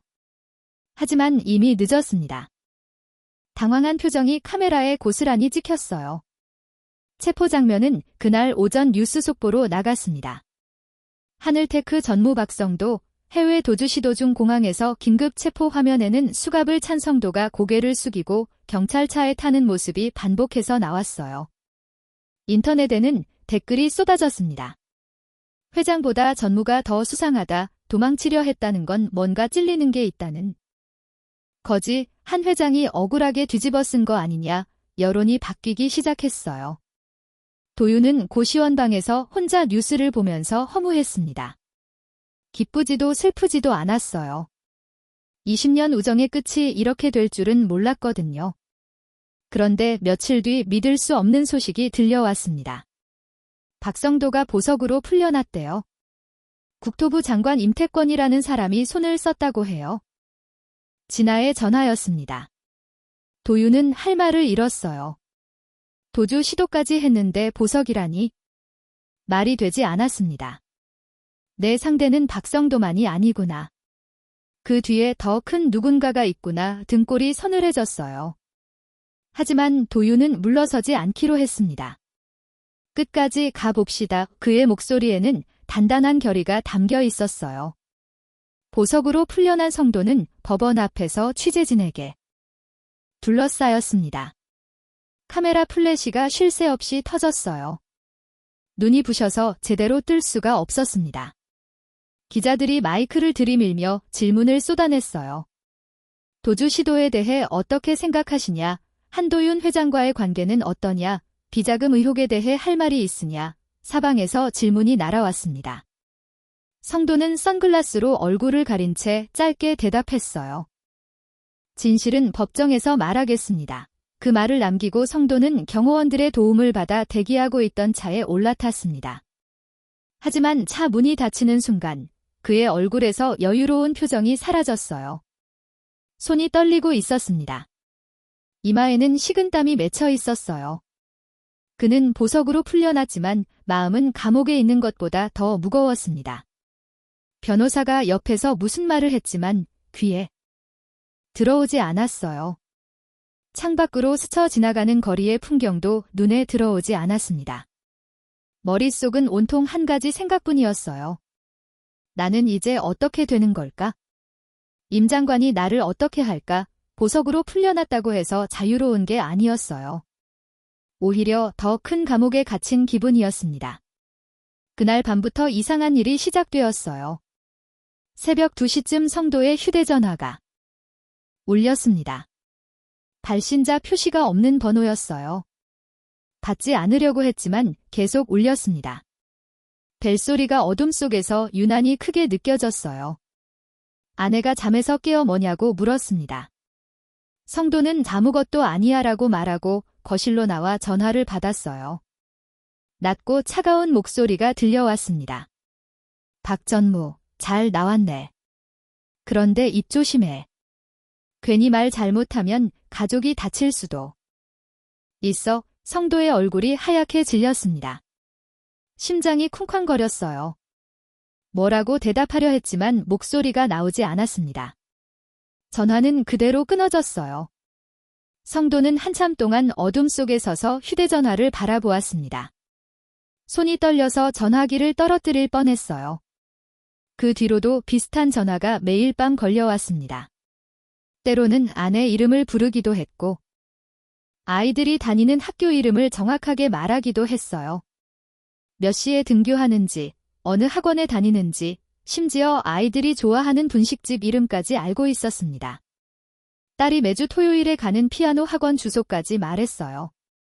집 주변을 누가 지켜보고 있다는 느낌이 들었습니다. 밖에 나가면 누군가 따라오는 것 같았어요. 뒤를 돌아봐도 아무도 없었지만 그 느낌은 사라지지 않았습니다. 성도는 잠을 이룰 수가 없었어요. 눈을 감으면 협박 전화의 목소리가 귓가에 맴돌았습니다. 눈 밑에 다크서클이 짙어졌고 얼굴은 헬쑥해졌어요. 광대뼈가 도드라져 보였습니다. 밥도 제대로 못 먹었어요. 숟가락을 들어도 손이 떨려서 밥알이 흘러내렸습니다. 아내가 걱정스러운 눈으로 바라봤지만 성도는 아무 말도 할 수 없었어요. 무슨 말을 해야 할지 몰랐습니다. 당신과 아이들이 위험할 수 있다고 말할 수는 없었어요. 그는 자신이 무슨 일에 발을 담갔는지 이제야 뼛속 깊이 깨닫기 시작했습니다. 돈과 권력에 눈이 멀어 뛰어든 길이었지만 그 끝은 지옥이었어요. 한편 도윤과 진아, 민주는 작은 사무실에서 장시간 회의를 하고 있었습니다. 24시간 대여가 가능한 공유 오피스였어요. 테이블 위에는 커피잔이 여러 개 놓여 있었습니다. 다 식어버린 커피였어요. 밤을 새우며 자료를 분석하고 있었거든요. 세 사람 모두 피곤했지만 눈에는 불꽃이 타오르고 있었습니다. 여기서 포기할 수는 없었어요. 창밖으로 동이 트기 시작할 때쯤 민준이 노트북 화면을 들여다보며 말했습니다. 암호화된 파일이 드디어 풀렸어요. 도윤과 진아가 민준 옆으로 다가갔어요. 화면에 새로운 폴더가 열렸습니다. 그 안에는 음성 파일 여러 개가 들어 있었어요. 파일 이름에는 날짜와 시간이 적혀 있었습니다. 민준이 첫 번째 파일을 재생했어요. 스피커에서 두 남자의 대화가 흘러나왔습니다. 그 돈 우리 쪽 프로젝트에 쓰기로 한 거 잊지 마. 네, 장관님 걱정 마세요. 다 계획대로 되고 있습니다. 회장 이름 앞으로 돌리면 나머진 우리가 막아줄게. 검찰이든 언론이든. 도윤의 눈이 커졌습니다. 장관님이라고 했어요. 목소리 중 하나는 성도였습니다. 그리고 다른 목소리는 분명히 높은 사람이었어요. 이건 단순한 기업 비리가 아니었습니다. 정치권까지 연결되어 있었어요. 진아가 낮은 목소리로 물었습니다. 이 목소리 누구예요? 민준이 다른 파일들을 열어 확인했어요. 통화 기록과 함께 이름이 적혀 있었습니다. 국토부 장관 임태권. 도윤은 그 이름을 보는 순간 숨이 멎는 것 같았어요. 의자 등받이에 몸을 기댔습니다. 다리에 힘이 풀리는 것 같았어요. 임태권은 현직 장관이었습니다. 뉴스에도 자주 나오는 유명한 정치인이었어요. 차기 대권주자로 거론되는 인물이기도 했습니다. 청렴한 이미지로 국민들에게 인기가 많았어요. 부패 척결을 외치며 지지율을 높인 사람이었습니다. 그런 사람이 이 일에 연루되어 있다니? 도윤은 믿기 어려웠어요. 진아가 다른 폴더를 열었습니다. 거기에는 더 충격적인 자료가 있었어요. 장관 측근들에게 흘러간 돈의 내역이 표로 정리되어 있었습니다. 접대 비용, 선물 목록, 해외여행 경비까지. 금액이 수십억에 달했어요. 모두 하늘테크 비자금에서 빠져나간 돈이었습니다. 심지어 장관 부인 명의 부동산 거래 내역도 있었어요. 시세보다 훨씬 싸게 산 고급 아파트, 출처가 불분명한 예금 내역까지. 증거가 너무나 명확했습니다. 지현이 몇 년에 걸쳐 모은 자료가 이제야 빛을 보는 순간이었어요. 도윤은 가슴이 먹먹해졌습니다. 지현이 얼마나 위험한 일을 하고 있었는지 이제야 알 것 같았어요. 이건 기업 비리가 아니라 권력형 비리예요. 진아가 심각한 표정으로 말했습니다. 그녀의 목소리에 긴장감이 묻어 있었어요. 평소에 담대하던 진아도 긴장한 모습이었습니다. 잘못 건드리면 나라가 뒤집힐 수도 있어요. 우리도 위험해질 수 있고요. 상대가 현직 장관이에요. 검찰도 경찰도 다 장관 편일 수 있어요. 누구를 믿어야 할지 모르는 상황이에요. 도윤은 한참 동안 말이 없었습니다. 창밖을 바라보았어요. 밤하늘에 별이 하나도 보이지 않았습니다. 도시의 불빛 때문인지 아니면 구름 때문인지 알 수 없었어요. 그의 머릿속은 복잡했습니다. 성도를 완전히 버릴까? 아니면 끌어들일까? 성도는 분명 잘못을 저질렀어요. 자신을 배신하고 누명을 씌웠습니다. 하지만 그도 결국은 더 큰 세력에 이용당한 것일 수도 있었어요. 거대한 기계의 톱니바퀴 하나였을 뿐일 수도 있었습니다. 며칠 뒤 도윤은 성도에게 몰래 연락을 했습니다. 일회용 휴대전화를 사서 문자를 보냈어요. 만나자고 했습니다. 장소는 인적이 드문 폐공장이었어요. 서울 외곽에 있는 오래된 건물이었습니다. 한때는 자동차 부품을 만들던 공장이었지만 지금은 버려진 채 방치되어 있었어요. 밤 10시, 도윤은 혼자 그곳으로 향했습니다. 녹슨 철문을 열고 들어가자 먼지 냄새가 코를 찔렀어요. 깨진 유리창으로 달빛이 희미하게 들어왔습니다. 바닥에는 부서진 기계 부품들이 널려 있었어요. 거미줄이 여기저기 쳐져 있었습니다. 발을 디딜 때마다 바스락거리는 소리가 났어요. 쥐가 어딘가에서 쏜살같이 지나갔습니다. 성도가 먼저 와 있었습니다. 그는 낡은 의자에 앉아 고개를 숙이고 있었어요. 후드티를 세우고 어깨를 움츠린 모습이 초라해 보였습니다. 예전에 고급 양복만 입던 사람 같지 않을 정도였어요. 회사에서 만났을 때는 항상 당당하고 자신만만했는데 지금은 완전히 다른 사람 같았습니다. 도윤이 다가가자 성도가 고개를 들었어요. 두 사람의 시선이 마주쳤습니다. 오랜 시간 함께했던 두 사람. 20년을 동고동락했던 두 사람. 이제는 적이 되어버린 두 사람이었어요. 잠시 무거운 침묵이 흘렀습니다. 폐공장 안에서 바람소리만 들렸어요. 왜 불렀어? 성도가 먼저 입을 열었습니다. 목소리가 갈라져 있었어요. 예전에 당당하던 모습은 온데간데 없었습니다. 눈 밑에는 짙은 그늘이 져 있었고 광대뼈가 도드라져 보였어요. 입술은 바짝 말라 갈라져 있었습니다. 손톱을 물어뜯은 자국도 보였어요. 며칠 사이에 10년은 늙어 보였습니다. 너도 협박받고 있지? 도윤이 조용히 물었습니다.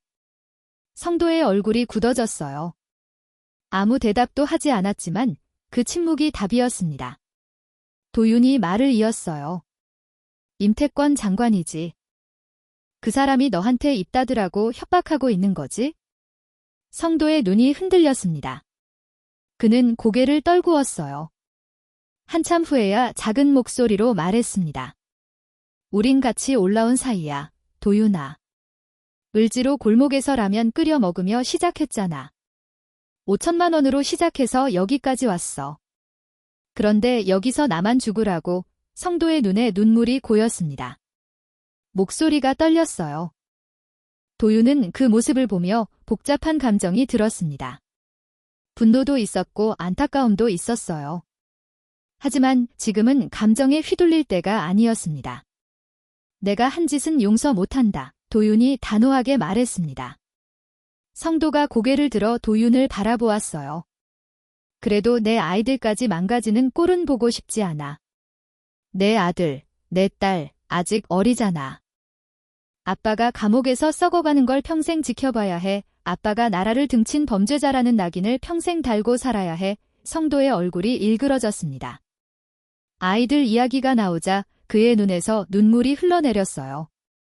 어깨가 들썩거렸습니다. 선택해라. 같이 싸우든지 혼자 무너지든지. 임태권한테 끝까지 충성하다가 모든 걸 뒤집었을 건지 아니면 나랑 손잡고 진실을 밝힐 건지 성도는 오랫동안 아무 말도 하지 못했습니다. 폐공장 안에 침묵이 내려앉았어요. 깨진 창문으로 바람이 들어와 먼지를 날렸습니다. 성도의 어깨가 떨리고 있었어요. 그는 떨리는 손으로 주머니에서 무언가를 꺼냈습니다. 작은 USB 하나였어요. 여기 임 장관이랑 통화한 거 내가 몰래 녹음해 둔 거야. 도윤은 놀란 눈으로 USB를 바라보았습니다. 예상하지 못한 일이었어요. 성도가 말을 이었습니다. 나도 언젠가 필요할 줄 알았거든. 저 사람들이 나를 버릴 거라는 거 처음부터 알고 있었어. 권력자들은 다 그래? 필요할 때만 쓰고 버리지. 그래서 보험으로 남겨뒀어. 도윤은 천천히 손을 뻗어 USB를 받았습니다. 작은 USB가 손바닥 위에 놓였어요. 무게는 가벼웠지만 그 안에 담긴 것의 무게는 엄청났습니다. 이것으로 사건은 완전히 새로운 국면을 맞이하게 되었어요. 재판에서 진실을 말해. 그럼 내가 할 수 있는 한 도와줄게. 이 성도는 대답하지 않았습니다. 하지만 그의 눈빛이 조금 달라져 있었어요. 절망 속에서 희미한 빛을 본 사람의 눈빛이었습니다. 완전히 무너지기 직전에 손을 잡은 사람의 눈빛이었어요. 도윤은 폐공장을 나와 차에 올라탔습니다. 손에 쥔 USB를 바라보았어요. 달빛 아래에서 작은 USB가 희미하게 빛났습니다. 이제 사건은 임태권 장관까지 이어질 수 있는 결정적 고리를 갖게 되었어요. 더 이상 박성도 혼자만의 범죄가 아니었습니다. 권력의 핵심까지 연결된 거대한 부패 사건이었어요. 싸움은 이제부터가 진짜 시작이었습니다. 청문회가 열리기 사흘 전, 진아는 언론사 간부들과 비밀 회의를 가졌습니다. 좁은 회의실 불빛 아래에서 그녀는 준비한 자료를 하나하나 펼쳐 보였어요. 녹음 파일, 송금 내역, 이메일 캡처 화면까지. 테이블 위에 자료가 쌓일수록 간부들의 표정이 점점 굳어졌습니다. 커피잔을 든 손이 멈추고 서로 눈치를 보기 시작했어요. 한 간부가 안경을 벗으며 이마를 문질렀습니다. 이거 터지면 나라가 뒤집힐 텐데. 진아는 고개를 끄덕였습니다. 그녀의 눈빛은 단호했어요. 밤새 잠을 못 자서 눈 밑에 그늘이 졌지만 목소리는 흔들리지 않았습니다. 청문회 당일 생방송으로 특집 보도를 내보내기로 결정이 났어요. 모든 주요 방송사가 동시에 중계하기로 했습니다. 국민들이 직접 눈으로 볼 수 있도록. 진아는 회의실을 나서며 휴대전화를 꺼내 도윤에게 문자를 보냈어요. 준비 완료. 이제 시작입니다. 국회는 여야를 가리지 않고 이 사건에 관심을 보였습니다. 여당 의원들도 야당 의원들도 한 목소리로 진상규명을 요구했어요. 임태권 장관과 박성도를 증인으로 채택했습니다.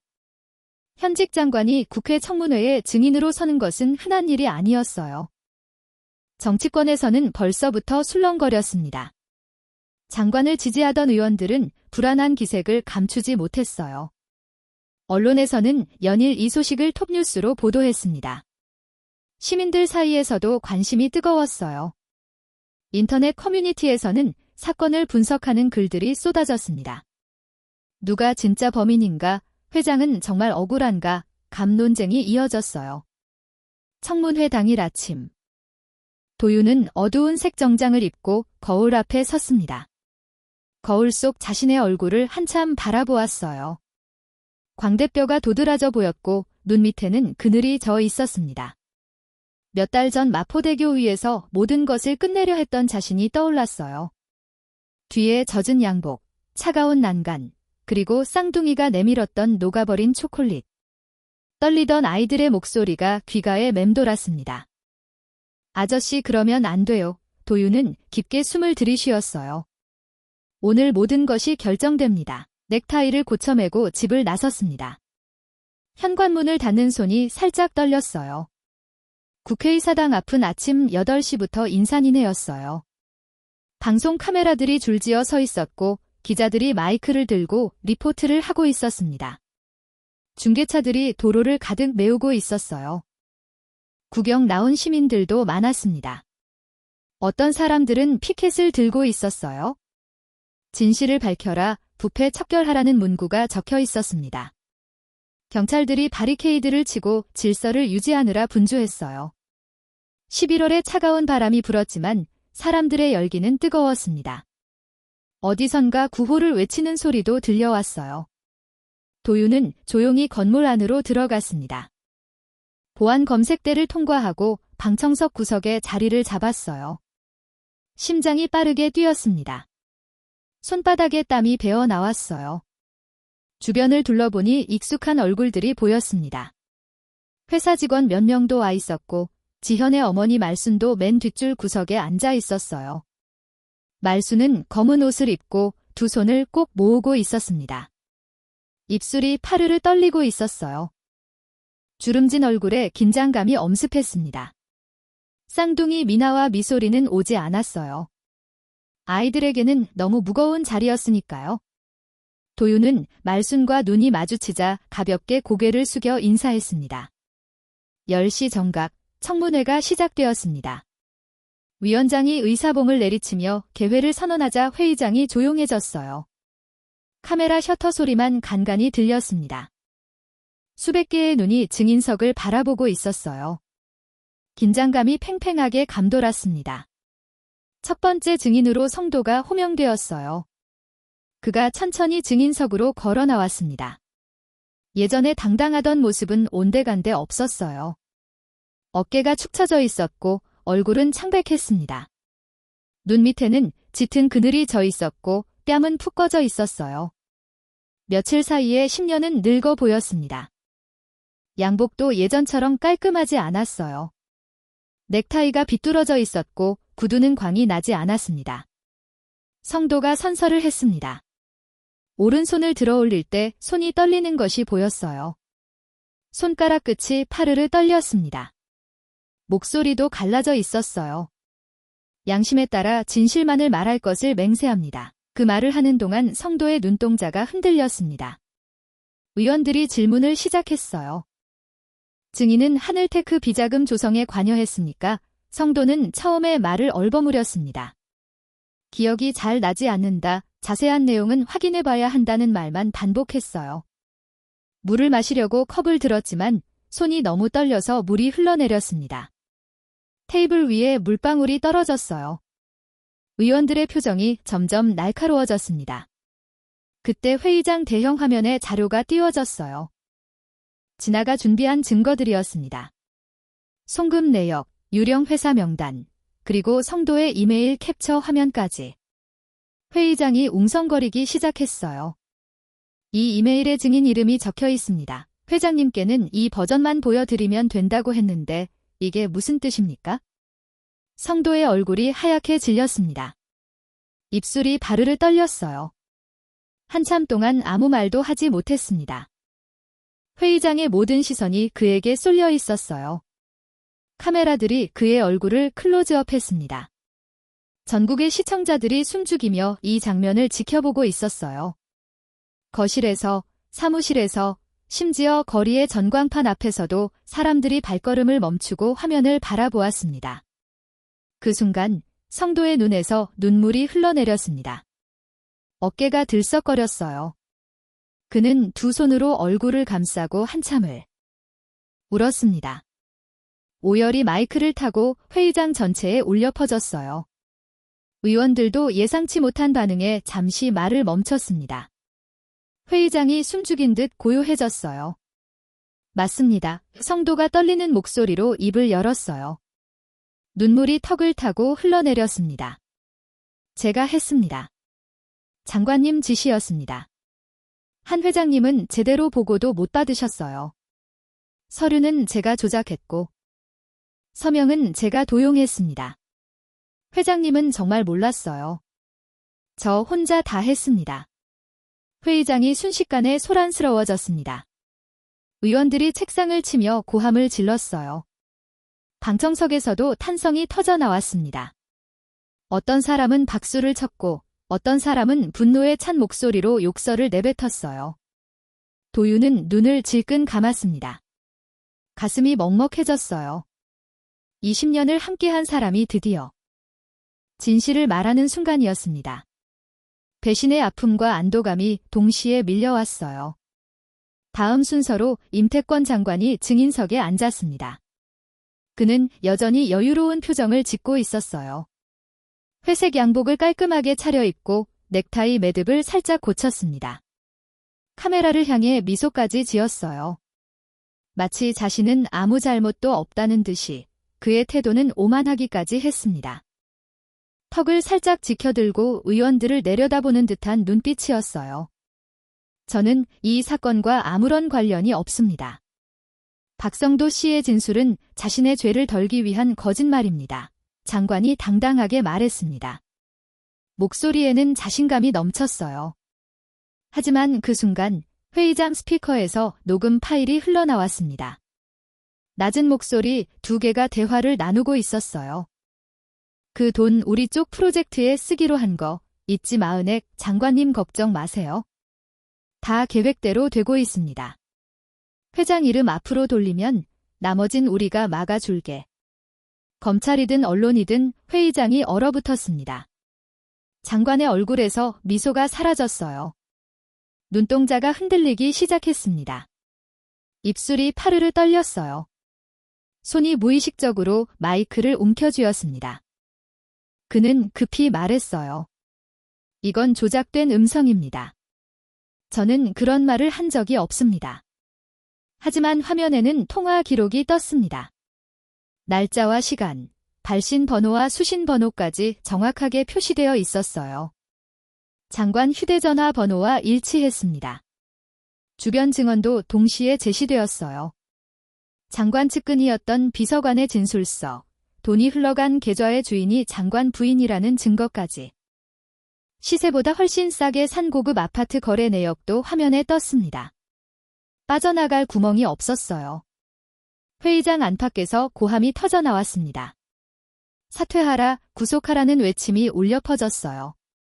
일부 시민들은 눈물을 흘리며 박수를 쳤습니다. 장관의 얼굴이 시뻘겋게 달아올랐어요. 이마에 땀방울이 송글송글 맺혔습니다. 넥타이를 풀어헤치며 숨을 헐떡거렸어요. 더 이상 변명할 말이 없었습니다. 회의장 문이 열리고 검찰 수사관들이 들어왔습니다. 그들은 장관에게 다가가 체포영장을 제시했어요. 장관은 믿을 수 없다는 표정으로 고개를 저었습니다. 하지만 수갑이 손목에 채워지는 것을 막을 수는 없었어요. 차가운 쇠수갑이 찰칵 소리를 내며 잠겼습니다. 카메라 플래시가 쉴 새 없이 터졌어요. 장관이 고개를 숙인 채 끌려나가는 모습이 전국에 생중계되었습니다.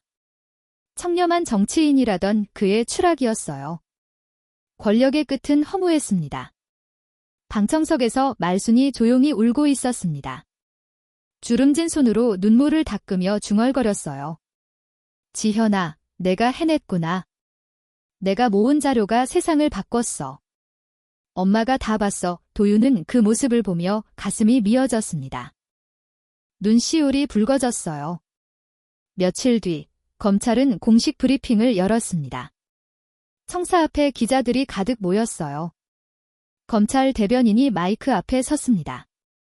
수사 결과 한도윤 회장에 대해서는 무혐의 처분을 내립니다.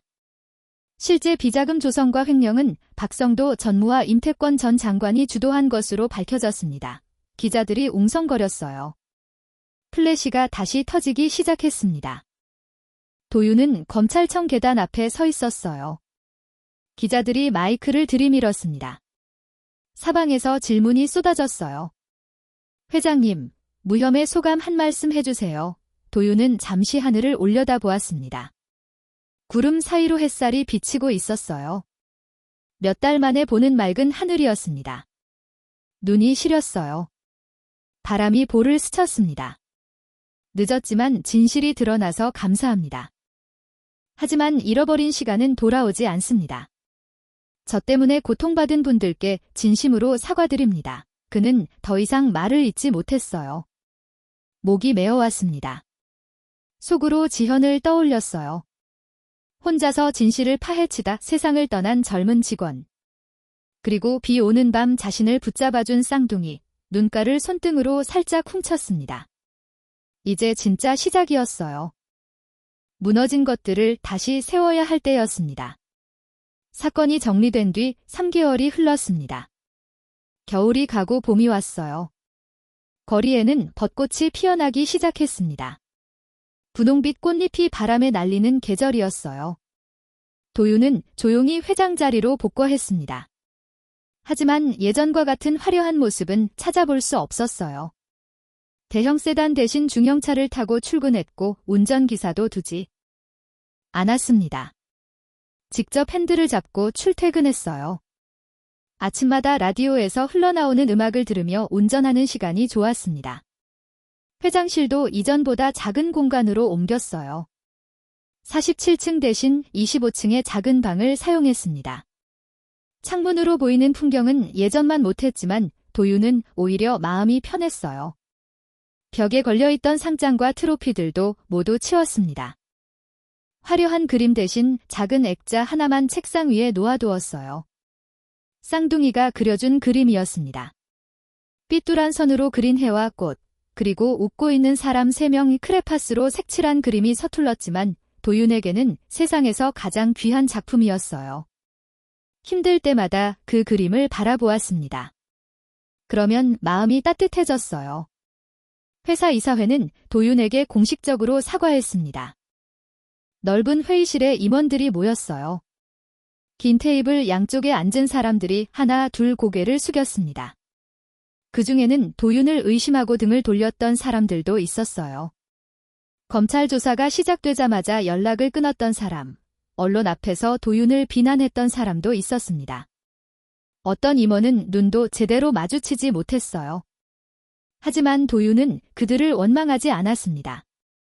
대신 조용히 말했어요. 저도 부족한 점이 많았습니다. 앞으로 더 나은 회사를 만들어 봅시다. 그 말에 임원들의 얼굴이 붉어졌어요. 어떤 사람은 눈을 피했고 어떤 사람은 고개를 더 깊이 숙였습니다. 직원들 중 일부는 손편지를 보내왔습니다. 회사 우편함에 편지들이 쌓였어요. 믿지 못해서 죄송합니다. 회장님이 그런 분이 아닌 줄 알면서도 무서워서 아무 말도 못 했습니다. 같은 내용들이었어요. 도윤은 그 편지들을 하나하나 읽으며 눈시울을 붉혔습니다. 어떤 편지에는 지현의 이름도 적혀 있었어요. 지현 선배가 옳았어요. 회장님은 나쁜 분이 아니었어요. 선배가 하늘에서 보고 있을 거예요. 그 문장을 읽을 때 도윤의 손이 떨렸습니다. 편지를 가슴에 품고 한참을 앉아 있었어요. 도윤의 마음에는 한 가지 생각이 가장 크게 남아 있었습니다. 이 모든 일을 알게 된 것은 쌍둥이 덕분이라는 것. 그날 밤 마포대교에서 아이들이 손을 내밀지 않았다면 지금 이 자리에 자신은 없었을 거예요. 녹아버린 초콜릿 하나가 모든 것을 바꿨습니다. 도윤은 그 은혜를 절대 잊지 않았어요. 어느 날 오후, 도윤은 오랜만에 고물상 뒤편 판잣집을 찾아갔습니다. 좁은 골목을 걸으며 그날 밤을 떠올렸어요.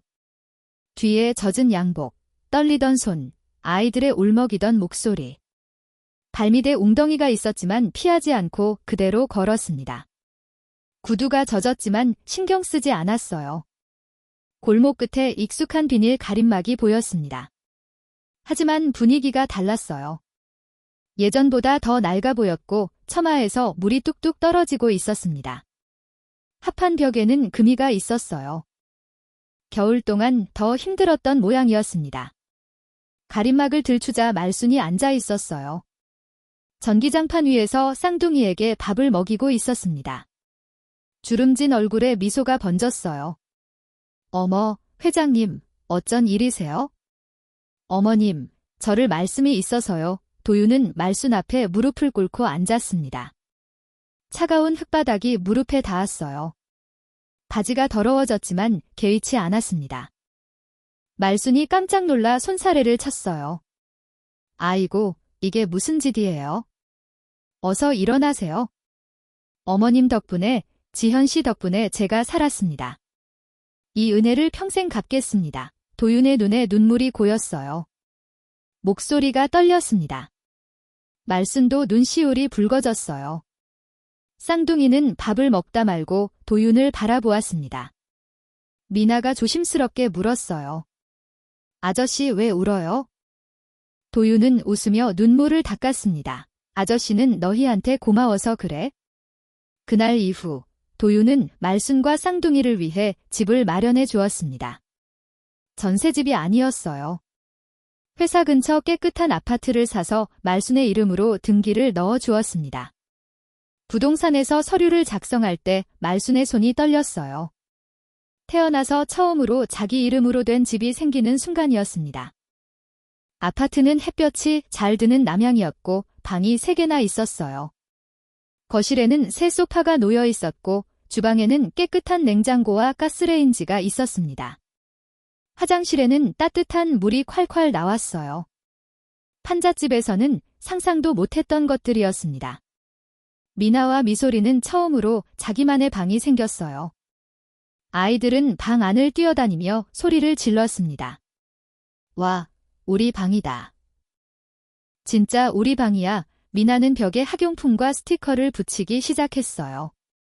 좋아하는 캐릭터 그림도 붙였습니다. 미소리는 창문 밖을 내다보며 환하게 웃었어요. 창밖으로 놀이터가 보였거든요. 그네와 미끄럼틀이 있었습니다. 말순은 깨끗한 주방을 둘러보며 연신 눈물을 훔쳤어요. 이렇게 좋은 집을 주시다니 이건 너무 과분해요. 어머님. 지현 씨가 남긴 자료가 없었다면 저는 감옥에 있거나 이 세상에 없었을 겁니다. 이건 당연한 겁니다. 도윤은 지현에 대한 보상도 잊지 않았습니다. 먼저 지현의 묘소를 좋은 자리로 이장해 주었어요. 원래 있던 곳은 음지의 자그마한 허름한 공동 묘지였습니다. 도윤은 양지바른 언덕에 새 자리를 마련했어요. 새 비석도 세웠습니다. 비석에는 이렇게 새겨 넣었어요. 진실을 위해 싸운 용기 있는 사람. 윤지현, 도윤은 비석 앞에 서서 한참을 울었습니다. 미안합니다. 지현 씨, 제가 더 일찍 알았어야 했는데 그는 매달 한 번씩 묘소를 찾아가 꽃을 바치기로 약속했어요. 그리고 회사 내에 지현의 이름을 딴 추모 장학금을 만들었습니다. 윤지현 추모 장학금. 격리부 직원들 중 어려운 환경에서 일하는 사람들을 지원하는 제도였어요. 야간 대학에 다니는 직원, 아이를 혼자 키우는 직원, 부모님 병원비를 감당하는 직원들에게 장학금을 주기로 했습니다. 지현이 살아생전 그랬던 것처럼 힘들어도 포기하지 않는 사람들을 돕는 것이었어요. 도윤은 더 큰 계획도 가지고 있었습니다. 회사를 통해 2개의 재단 설립을 준비하기 시작했어요. 밤마다 서류를 검토하고 변호사와 회계사를 만났습니다. 정관을 만들고 이사진을 구성했어요. 첫 번째는 미나 미소리 재단이었습니다. 가난하지만 포기하지 않고 버티는 아이들을 돕는 재단이었어요. 어려운 환경에서도 꿈을 잃지 않는 아이들에게 희망을 주는 것이 목표였습니다. 학비 지원, 급식 지원, 학용품 지원까지. 아이들이 돈 때문에 꿈을 포기하지 않도록 돕고 싶었어요. 두 번째는 생명다리 재단이었습니다. 마포대교처럼 극단적인 선택을 하려는 사람들을 막아주는 재단이었어요. 도윤은 자신이 그날 밤 얼마나 외로웠는지 기억했습니다. 아무도 자신을 붙잡아주지 않을 거라고 생각했어요. 하지만 쌍둥이가 나타났습니다. 그래서 도윤은 다리 위에 생명지킴이를 배치하기로 했어요. 24시간 순찰하며 힘들어하는 사람들에게 말을 거는 사람들이었습니다. 심야 상담 전화도 운영하기로 했어요. 새벽에 전화할 곳이 없는 사람들을 위해 도윤은 자신처럼 벼랑 끝에 몰린 사람들에게 손을 내밀고 싶었습니다. 쌍둥이가 자신에게 그랬던 것처럼. 계속해서 날이 밝았습니다. 봄바람이 부드럽게 불었어요. 하늘은 맑고 푸르렀습니다. 회사 근처 작은 강당에 사람들이 모였어요. 직원들, 기자들, 그리고 몇몇 후원자들이 자리를 채웠습니다. 진아와 민준도 와 있었어요. 강당 앞에는 2개의 현수막이 걸려 있었습니다.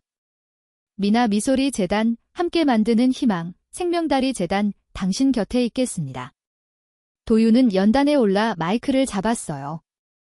객석을 둘러보다가 맨 앞줄에 앉은 3사람을 발견했습니다.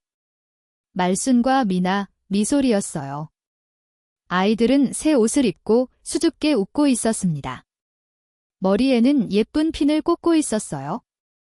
오늘 이 자리에 서기까지 많은 분들의 도움이 있었습니다. 도윤의 목소리가 살짝 떨렸어요. 하지만 무엇보다 저를 붙잡아준 2 아이가 아니었다면 저는 이 자리에 없었을 겁니다.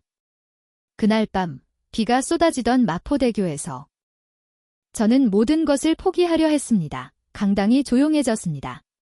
기자들의 카메라 셔터 소리만 간간히 들렸어요. 그때 9살 쌍둥이가 저에게 다가왔습니다. 녹아버린 초콜릿 하나를 내밀면서 아저씨 힘내라고 했어요.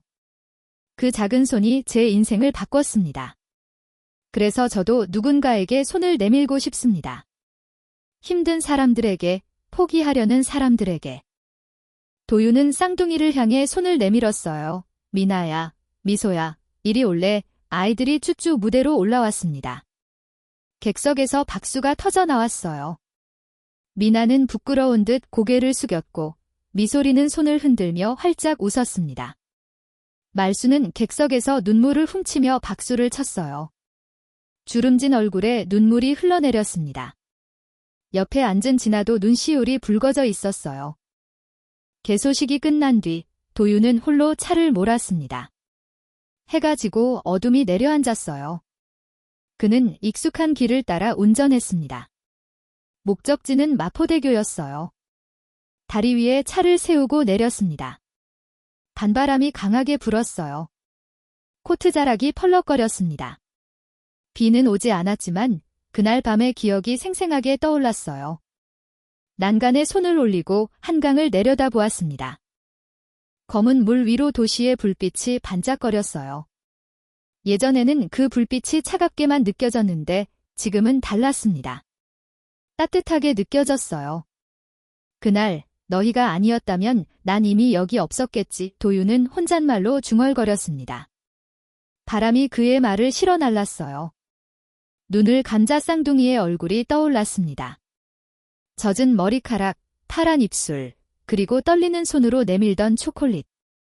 그 장면이 영원히 가슴에 남아 있었어요.